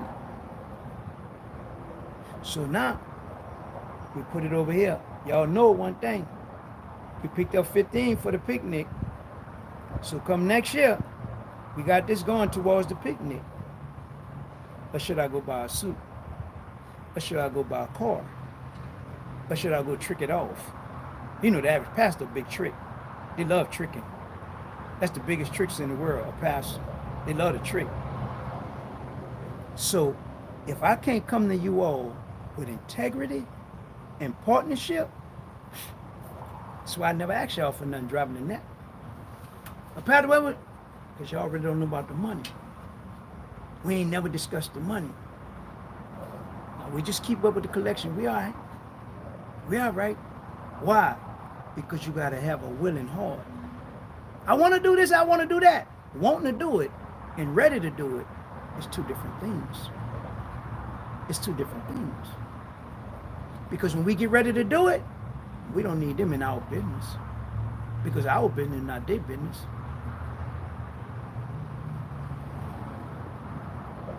We're gonna be all right. That's like with the $5 Friday, right?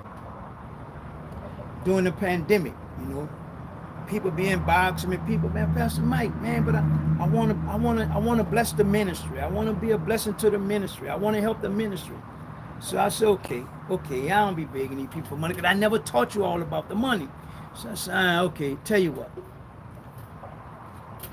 I'm gonna teach you all some things. And if I teach you something you didn't know, you owe me $5. If I teach you something you didn't know, you owe me $5. So that's how the $5 Friday gets started. Not that I asked you for nothing, not that you volunteered to do nothing. But if I teach you something you don't know, you owe me $5. And that's what started the $5 Friday. So now you got this person. Pastor Mike, I heard this and that. Okay, I'm going to teach that. You got this person. Pastor Mike, you'll go back over the 21st chapter of Revelation. Okay, I got that. Pastor Mike, you'll touch back on the tithing again. Okay, I got that. Pastor Mike, you'll explain that. So I'm going to go, okay, we'll say this for Friday. We just run it. Why? Because a bunch of people are asking questions that they don't know. So if this one or two don't know, it might be another 15 that don't know. So now I get to teach everybody something that some may know, some may not know. And because you don't know it, boom. I can always go in Revelation and run Revelation backwards and take the money. Why? Because y'all don't know that. Y'all don't know Revelation. Who taught it to you? Y'all don't know Acts. So when I go to put an Acts with Galatians, I go to put Acts with Corinthians, I go put an Acts with Colossians, you don't know that. So when I go to Matthew and then I go to Revelation and I go to Daniel, you don't know that. You don't know that. So I stay away from that. Why? Because now, if you're willing in your heart and you won't do it, as a man purpose, now you do it. Why? Because the faith had to come first. Then the speech had to come. Then the knowledge. With all diligence, now come the generosity.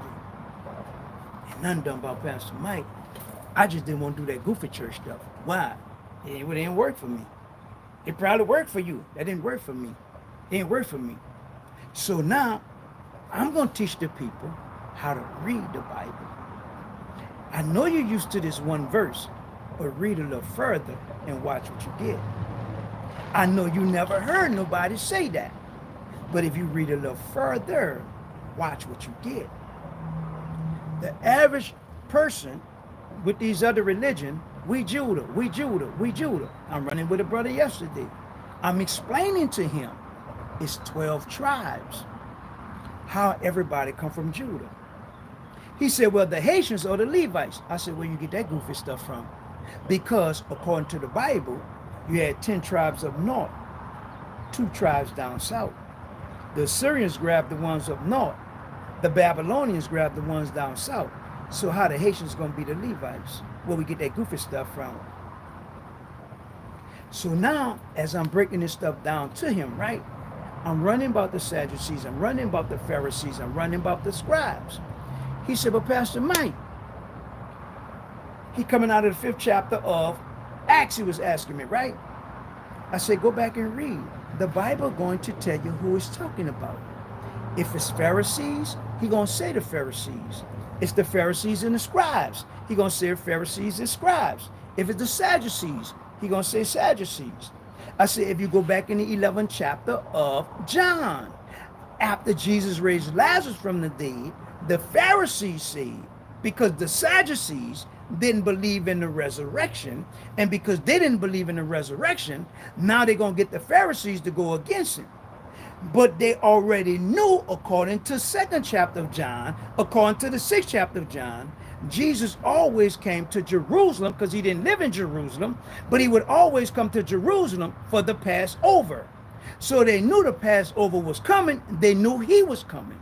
So in the 11th chapter of John, they are saying, because Caiaphas was letting them know, say, bro, God said that one man was going to die for us all. So now they say, okay, when he come during the time of the Passover, we're going to get him. So now the Sadducees say, okay, because the Sadducees ran the temple. The Pharisees was just religious people. They was religious people. They ain't run a damn thing. The Sadducees had the money, right? So I'm explaining all this to the brother. I'm explaining. He said, well, PastarMike. I said, the Pharisees set him up when he was in the house by Simon the leper. They come to the house looking for him. They said, let's even get him too. Who? Lazarus. Because if they kill Jesus, they got to kill Lazarus. Why? Because he raised Lazarus from the dead. And the Sadducees, who ran the temple, who had the money, didn't believe in no resurrection. But the Pharisees did. So this is why the blind man parents could not confess that he was the Christ. Because anybody that confessed that dude was the Christ, you can have nothing to do with the temple. Right now today, we running in these churches and we are not confessing Christ. We worry about what the world gonna say. We worry about the world gonna think. We worry about how the world gonna feel. Damn them. If he's Christ, he's Christ. If you're scared, you're scared. So now when I read the Bible, look at the Bible, y'all doing the same thing they did in the Bible days. Why?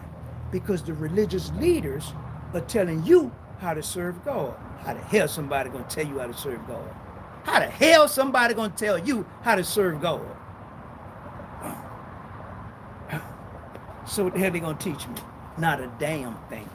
Not about that book, not that Bible. No. I told y'all during the week, I watched, I listened. That's the greatest tool God gave you, your eyes and your ears. That's why in the 6th chapter of Matthew, he said, if the eye be dark, the body is dark. If the eye is light, the body is light. He said, he that have an ear, let him hear, right? So I'm in jail, I'm watching. I told y'all during this week, I'm observing, I'm watching. Christians, brother, blah. More sign as soon as Muslim brother, da. Nation of Islam, they're coming up with a lot of history stuff. I like that. It sounds good. The Christian brothers balking on this salvation thing. I like that. It sounds good. These Israelite brothers, there wasn't no Israelite back then. They was calling themselves, what they were? The Yahwehs. They were Yahwehs then. I didn't know nothing about no Israelites. I don't know where they come from. But back then, they were Yahwehs. So the Yahwehs with the, the 12 tribes, this and that, the Yahwehs, okay, cool. More science, there was on this ancient thing about the sun, the moon, and the science of this and that. Okay, cool, all right. This stuff sounds good.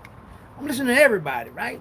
I don't know nothing about no Bible. I don't know nothing about none of this stuff. But I'm falling back every day. Okay, well, get a lift from him, shoot over there, right? Now they don't know what I'm doing, right? I'm still street, right? So I listen to what he say. I don't know nothing, so I take it over there to them.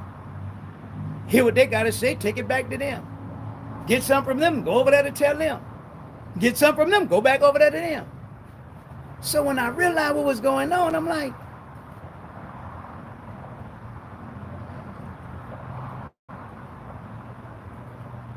these jokers saying the same thing. Why they don't like them? Why y'all don't like the Christians? Christians, why y'all don't like the Muslims? Y'all saying the same thing. They speaking before, y'all speaking after. Same thing. Same thing. But they this, they that. How? If it's 12 tribes. And we all come from the 12 tribes.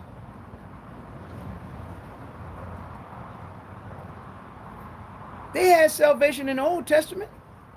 Right, Moses? Right, Joshua? But Jesus. Okay.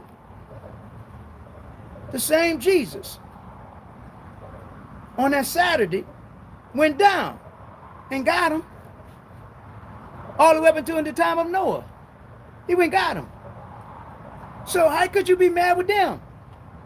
Because he made sure that the people in the Old Testament were straight. Like, what are y'all doing? Shit, bro, y'all gonna let the enemy do y'all that? Y'all cousins, y'all brothers, y'all sisters, y'all uncles, y'all family. But y'all done fell apart because he believed he should use Kleenex.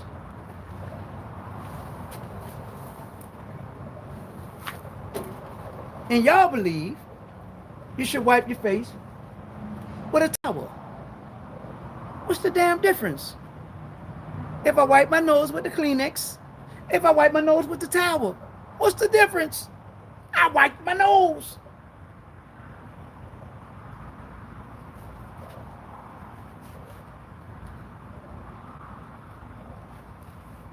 That's why I don't get into that religious stuff.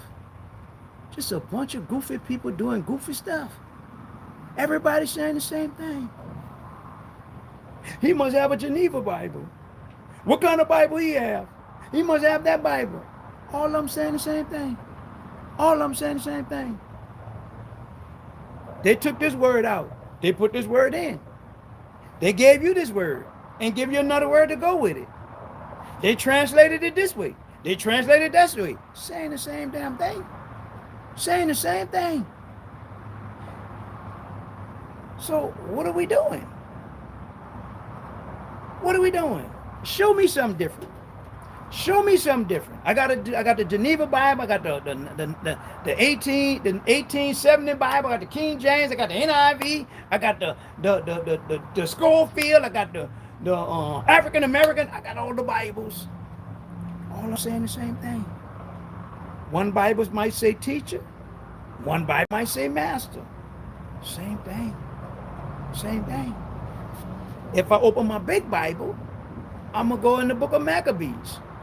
In the book of Maccabees, it says, those that consider themselves a master shouldn't think of themselves more highly than others. Teacher, master, Maccabees. James says, greater condemnation on those who wants to be masters. King James. Teacher, NIV. Saying the same thing. So now, what's the problem? God is God and God is God all by himself. Remember, Jehoram built 2 golden calves. He king. 1 golden calf for him to serve up north. Sent another golden calf for them to serve down south. Why? Why? Because he wanted the kingdom to go back to David. Because of what Solomon did, the kingdom get divided. So now we down south with Jehoram. We Judah. Y'all up north with Jehoram. We not about to serve no golden calf. They did that. Messing around with Aaron, little goofy tail. They did that. So now when we read the Bible, who is better than who? Nobody. Nobody. I don't give a damn what title they try to get.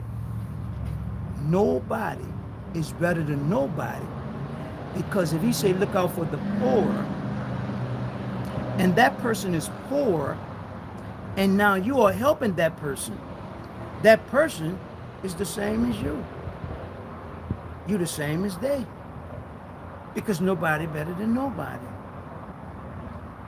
The king, he owed him 10,000. The man owed him 100. That 100 was equal to that 10,000 because of the mindset, because of the attitude. You owe me 10,000, I forgave you. He owed you $110. You didn't forgive him. So you made that poor man on the same scale with you that's on the same scale with me. Why? Because forgiveness is forgiveness. You told a lie. They killed somebody. Still got to forgive. But he lied on me. What you did. What you did to somebody. Somebody lied on you. But what did you do to somebody? Judge not, that you be not judged. What measure you use, to judge, that's the same measure that you're going to have to meet. That's the same measure you're going to have to meet. So now, when we go through all this, as I teach you all this, I guarantee you, spiritually and financially, y'all gonna grow. Y'all gonna grow. Y'all gonna grow. Because now you are doing it according to the word of God. And the word of God says that his word cannot return to him void. According to his word, he cannot lie. According to his word, he said, let's argue, put me in remembrance of my word. God, your word says, as I prospered in my heart, and that you would make all things sufficient, and that everything would be all right financially and spiritually, and that you would give seed to the sower, and that seed would multiply. That's what your words say, God. That's what your words say. I did it from my heart, out of generosity, not grudgingly or of necessity. Somebody said on here not too long ago, I'm just a natural giver. That's all God asks. Because God gonna always bless you. God gonna always bless you. The more God bless you, you should help others. God don't like a hoarder. He don't like a hoarder. So now, as we get taught this, and the reason why I used the coin first is because that was the beginning of the Babylonian system.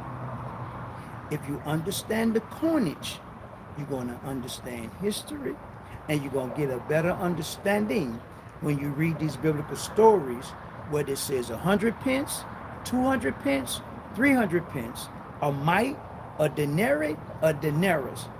You will have an understanding of what was being said at that time and bring it in today's time. That's it. Done. Done. God wants the best for you. God wants the best for you. I'm not a coin expert. I'm gonna see if I could download that thing to an iPad and scan it right in front of y'all face, scan it and let y'all see it. It'll blow your mind. It'll blow your mind. How in the world could they scan a coin and all that information come up? Went all the way back to the Roman days. Went all the way back. It was some kind of word. I can't remember the word because I wasn't familiar with the word. That's why I remember the word. With the other coin. I'm like, wow. What they know that we don't know, people? That's all I'm trying to get y'all to see. What they know we don't know. We gonna find out. We gonna find out. Yeah, we gonna find out. We gonna find out. We ain't know in the world they gonna catch us slipping. Not over here. Not that dropping the net. Not that dropping the net. Huh, Bird? Not over here. I got him. We're gonna be all right.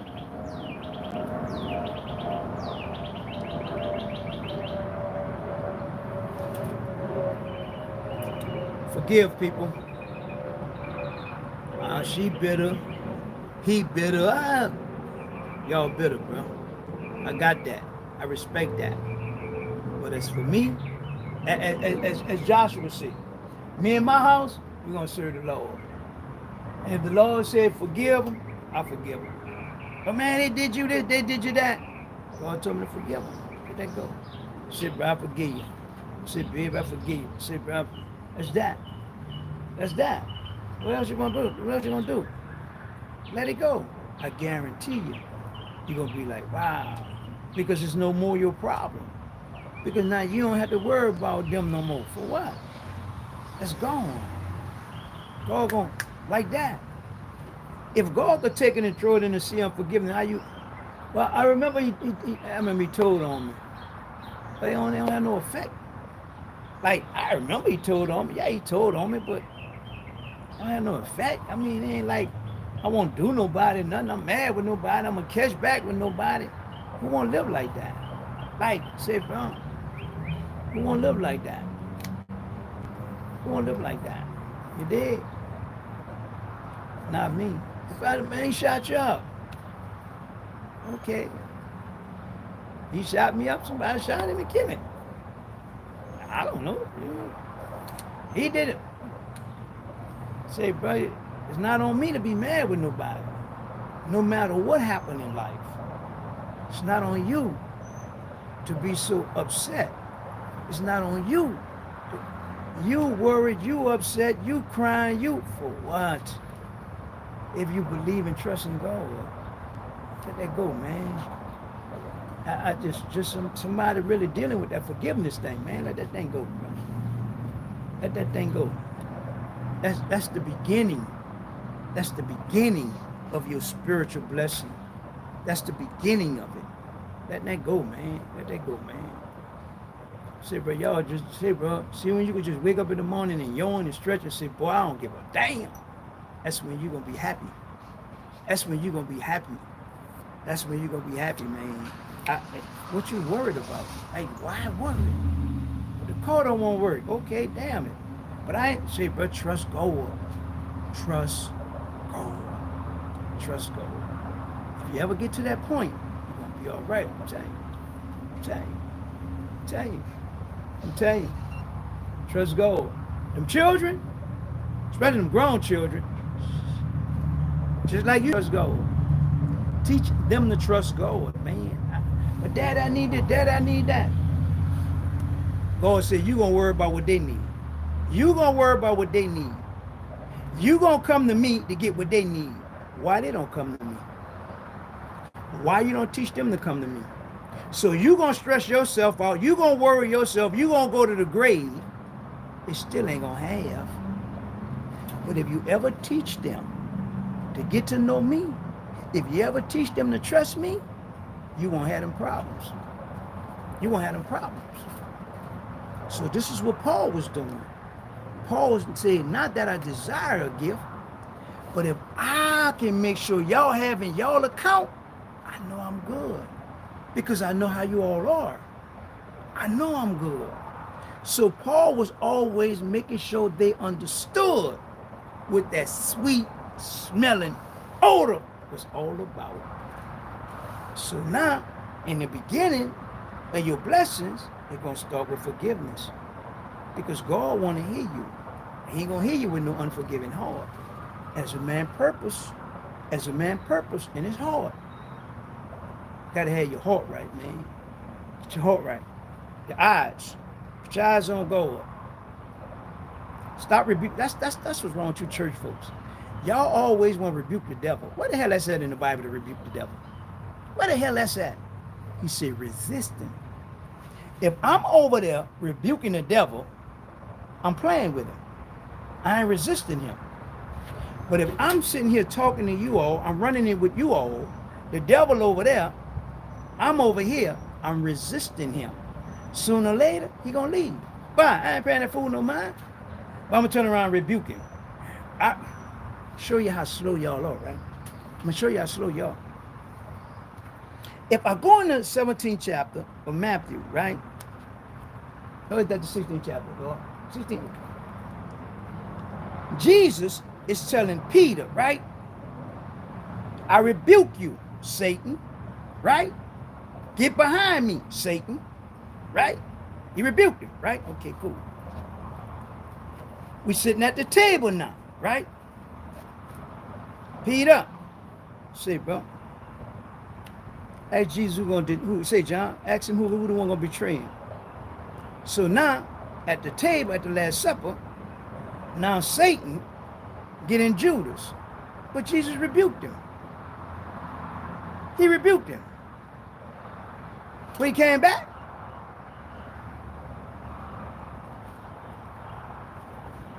so I'm gonna rebuke him. I'm gonna rebuke him at 10 o'clock. Clown gonna be back at 1 o'clock. I'm gonna rebuke him at 1 o'clock. Clown gonna be back at 5 o'clock. Jesus ain't never said rebuke the devil. He said resist. Resist the devil. And he gonna flee. The reason why Jesus rebuked Peter talking to the devil is because Peter believed that Jews don't suffer. And Jesus is telling Peter he got to go down to Jerusalem and he's going to suffer. He's going to be persecuted. Peter said, Jews don't suffer. Jews don't get persecuted. So now Jesus says, get behind me, Satan. Why? Because you're mindful of the things of the world. I'm mindful of the things of God. I told you I got to go get on that cross.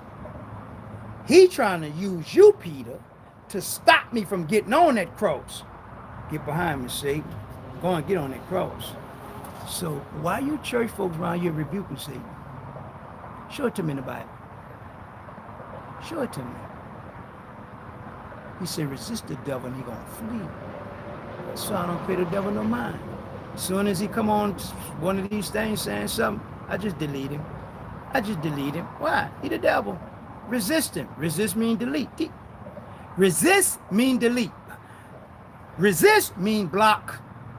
Block. What? Block. The Bible said resist the devil, right? If the Bible said resist the devil, I blocked him.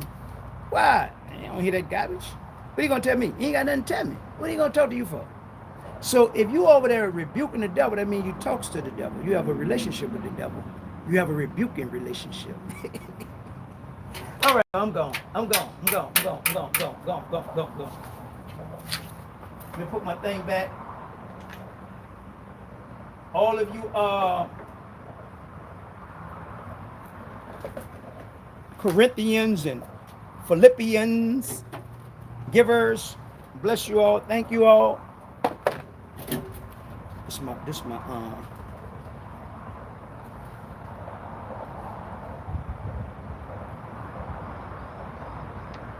I got this for my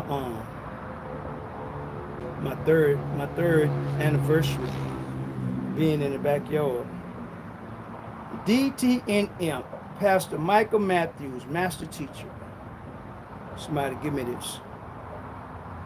Somebody asked me about this one day. I gave it to her. I said, boy, this thing heavy. It ain't this heavy. It ain't nothing light. Choking heavy. It's the world. We upsetting the world. we drop the dead on the world every day.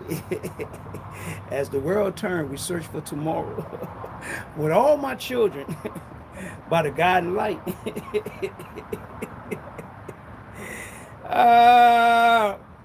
And that's how we end the day. We upset the world. In the name of Jesus.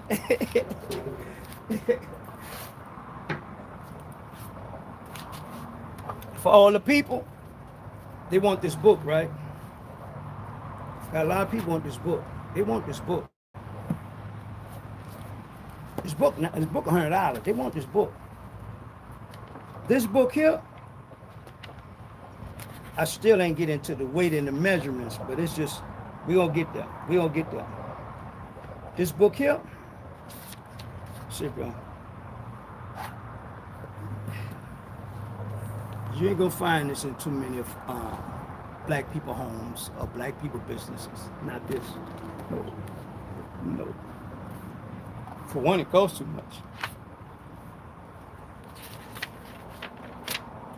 Who gonna spend $100 on a book? Oh no. I don't love it that much, PastarMike. I know. I know.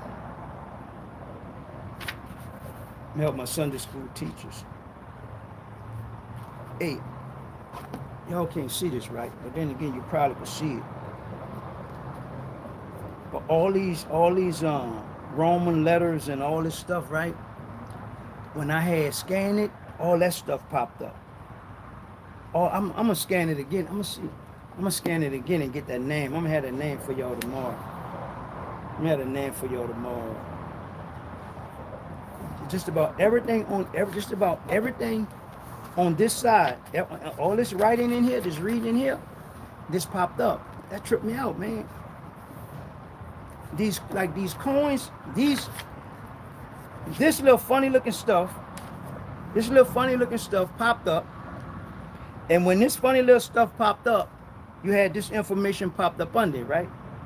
And all I did was I scanned both coins. I just scanned it to see, and these little funny looking things popped up, and then all this information popped up, and then you hit another button and some more information. Hit another button and for more. And I'm like, wow, just off scanning a coin. But to the average eye, oh man, there ain't nothing. Don't worry about that. He tripping. Yeah, he tripping. I don't know. I'm looking for something. I don't even know what I'm looking for. I'll show you.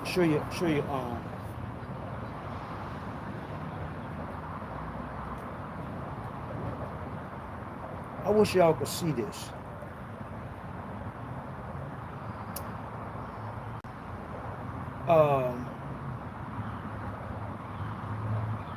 I wish y'all could see this. Because you got the dudes be coming on here, right? And I was explaining to the guy yesterday about it's what the woman wore on the garment, right?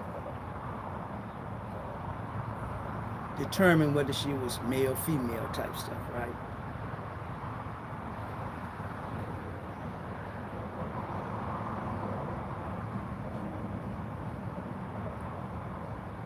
The question came up about the woman not preaching, right? You gotta realize what was going on at that time, how the woman looked, what the woman wore, back in those days. Not today, back in those days.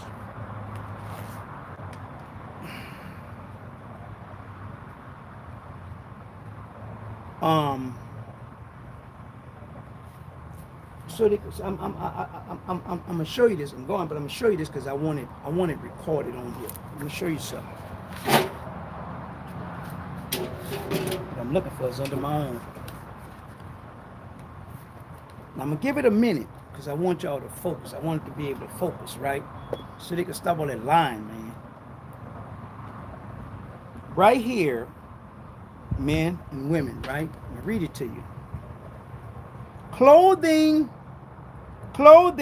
worn by men and women was similar in appearance, right? Right? That's what it say, right? Right? They get mad, they get in their feelings, they be tripping, right? I'm gonna say it again. Clothes worn by men and women was similar in appearance in many, I ain't no upside down reading, in many respects, but was important in difference, right? Right? Clothes was similar, right? Told y'all, no, there y'all be talking about, but I ain't gonna argue with y'all. Right? Now, this is a breakdown of the difference in the clothing, right? If I go here, it shows how they made clothes in the home, right? The different clothing, how it was being made in the home, right? Okay. But if I go here, right? If I go here, look at the different garments, the different stuff that the woman wore as far as the dress. Everybody wore a dress. They get mad when I say that. Everybody wore a garment. Everybody wore a dress, right? But it's what you wore on it that gave it a difference, right? They say, bro, that's just what they did back then. Ain't no getting in your feelings and all upset. That's what they did back then. If I read it to you, I break it down to you, give you some scriptures, then you'll have a better understanding. This is why I drop in the net. It don't make sense to argue with them people. Let them believe whatever they won't believe. Like I told a dude the other day, say, bro, enough of the elementary teaching. Enough of that elementary stuff. So now, let me read it. Let me read it for you. Women hairstyles in Greek and Roman world of Paul days, right? This is how the women wore their hairstyles. A woman wearing many ornaments while at work. Shifting findings, right? So now, as I break it down, right? You got this man right here. You got this man right here praying. He praying, right? But he got this little piece on his head. I don't see none of them doing none of that stuff. I don't see them doing none of this stuff. None of this stuff. So they won't pay them no mind. Argue with them for what? They don't know. They leader broke. He ain't gonna buy no books. He just gonna read one book, believe whatever that's been told to him. Open some books. Open some books. Open some books. Help me to have a better understanding. Because you always thought you was in the United States of America. You wasn't always the United States of America. What were you before you was the United States of America? What were you? What were you before the British got here? What were you? That's why a dude gonna get back in office. He know history. He know the game. Prayer time in the home on the men's arms and foreheads. They had the prayer right here. They had the prayer right here. I can show you in the Old Testament. I can show it to you in the Old Testament. They wore the prayers on their head. They wore the prayers on their arm. That's why the Bible says, tie it around your head and put it on your arm. So they had the prayers on them all the time. But that's Old Testament. That's, that's keep holy the Sabbath and do what? What we gonna do? What we gonna do? It's today's Sabbath. What we gonna do? Mama, you can read? No, son, I can't read. Daddy, you can read? No, son, I can't read. What we gonna do? Well, today's Saturday. And according to the commandment, keep holy the Sabbath, we're just gonna sit around and do nothing. We can at least pray. Yeah, we can pray. We can pray. What we gonna read, Ma? You know how to read, son? Mama don't know how to read. Daddy don't know how to read. Well, I heard some children the other day talking about the law. Well, during the week, son, if you have time, go down the street over there and that guy who always sitting out there reading, tell him to read the law to you if you want to know about the law, son.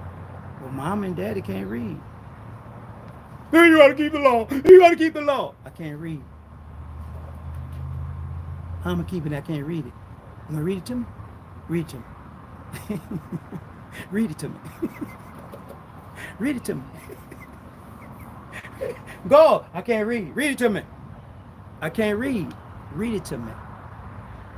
Read the law to me because I can't read. I'm blind. I can't see. Read it to me. I left my glasses at home. I can't see. You gotta read. Gotta keep the law. Man, y'all don't get out of that garbage. Dude said he wanted the reparation. You know.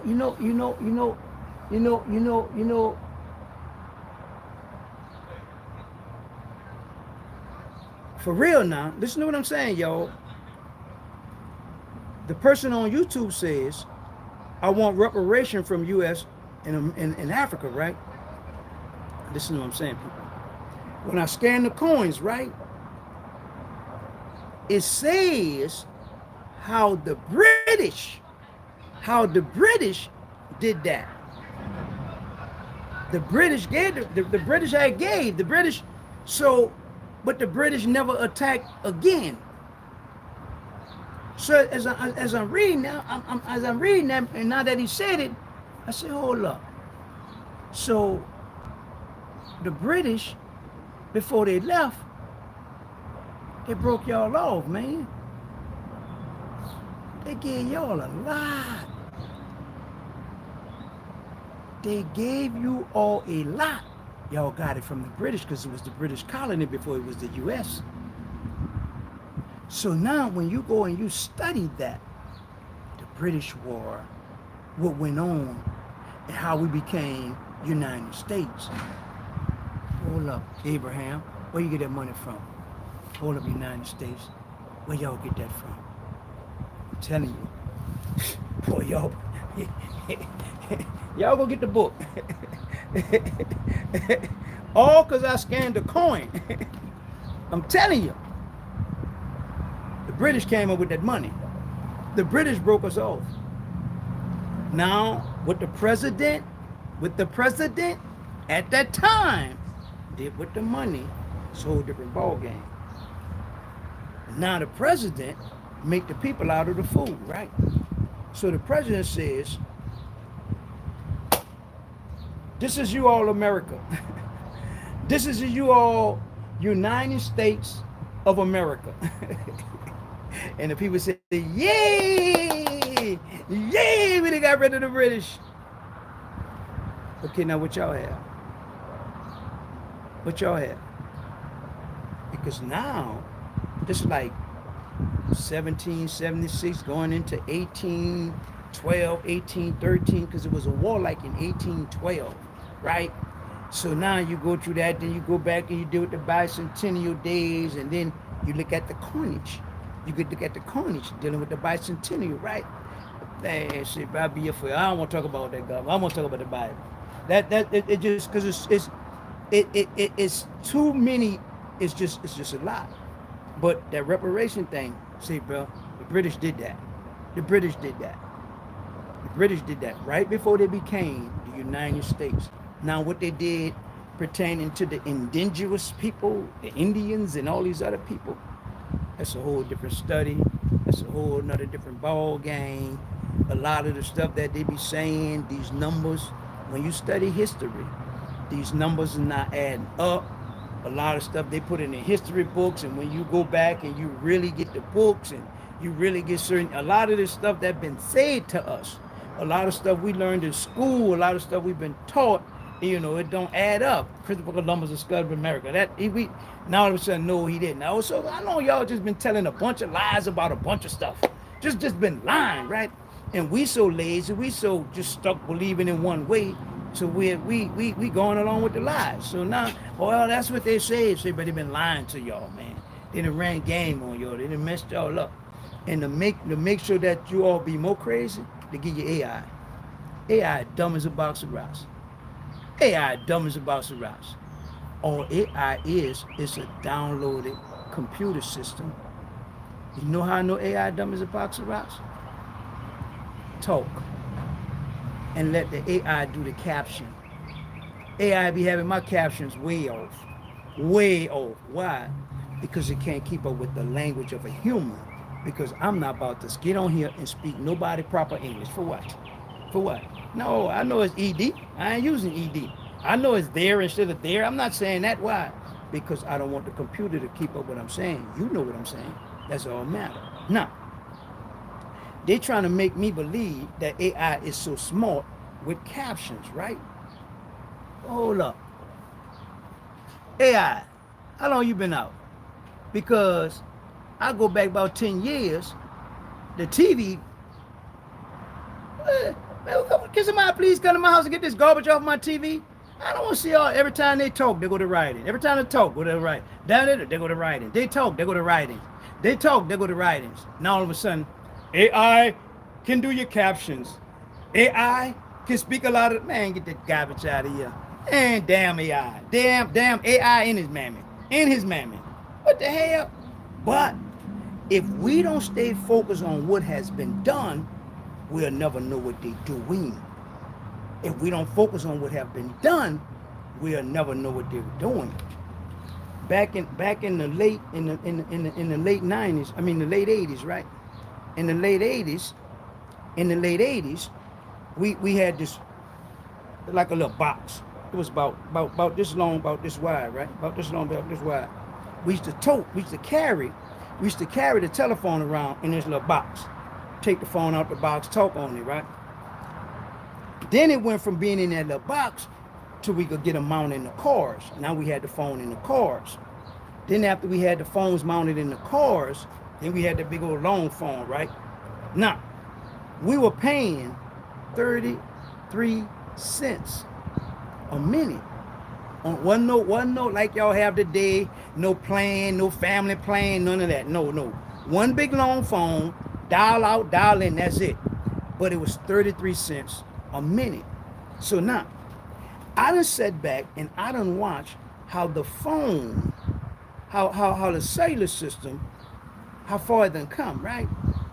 Now you want to charge me all this money for a phone.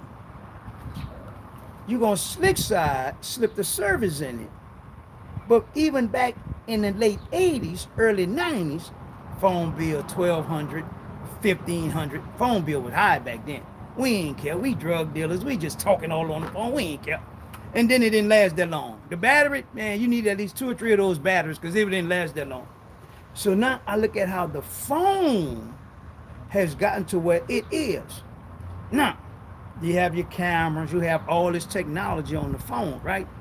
The only thing changed was the payment system. But yet the phone, come on, man. You want to charge me $1,200 for that garbage. And we pay for it. Why? Because we got to have a phone. For real? For what? For them to know all our business? For them to train us how to think? Every morning, if I touch one button, it's going to put the whole sentence out. Why? Because I do it every day.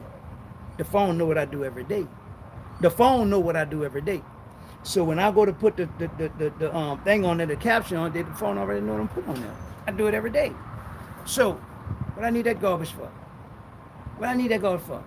Oh, this stuff I use, man, these phones so old, what I need a new one for? If you're going to see me, you're going to see me. If it won't mess up, it's going to mess up. Why? Because they run the main thing. They run the Wi-Fi. You got $10,000 worth of phone. $100 worth of Wi-Fi. Let this go out. See if you see me. Let this little 50-cent machine, the $50 machine go out. See what them thousands of dollars will do. You won't see me. But it's the Wi-Fi. So what controls what? Who controls who? See how powerful this is? What good is that garbage? What good is you got a phone? You paid $1,500 for the phone. You paying all that money for the service. Now come see me, Mr. Wi-Fi. Come see me. So now, look at all the stuff that they're allowing you to do. But when it comes down to that money, like that Wi-Fi, come see me. Because when I get ready,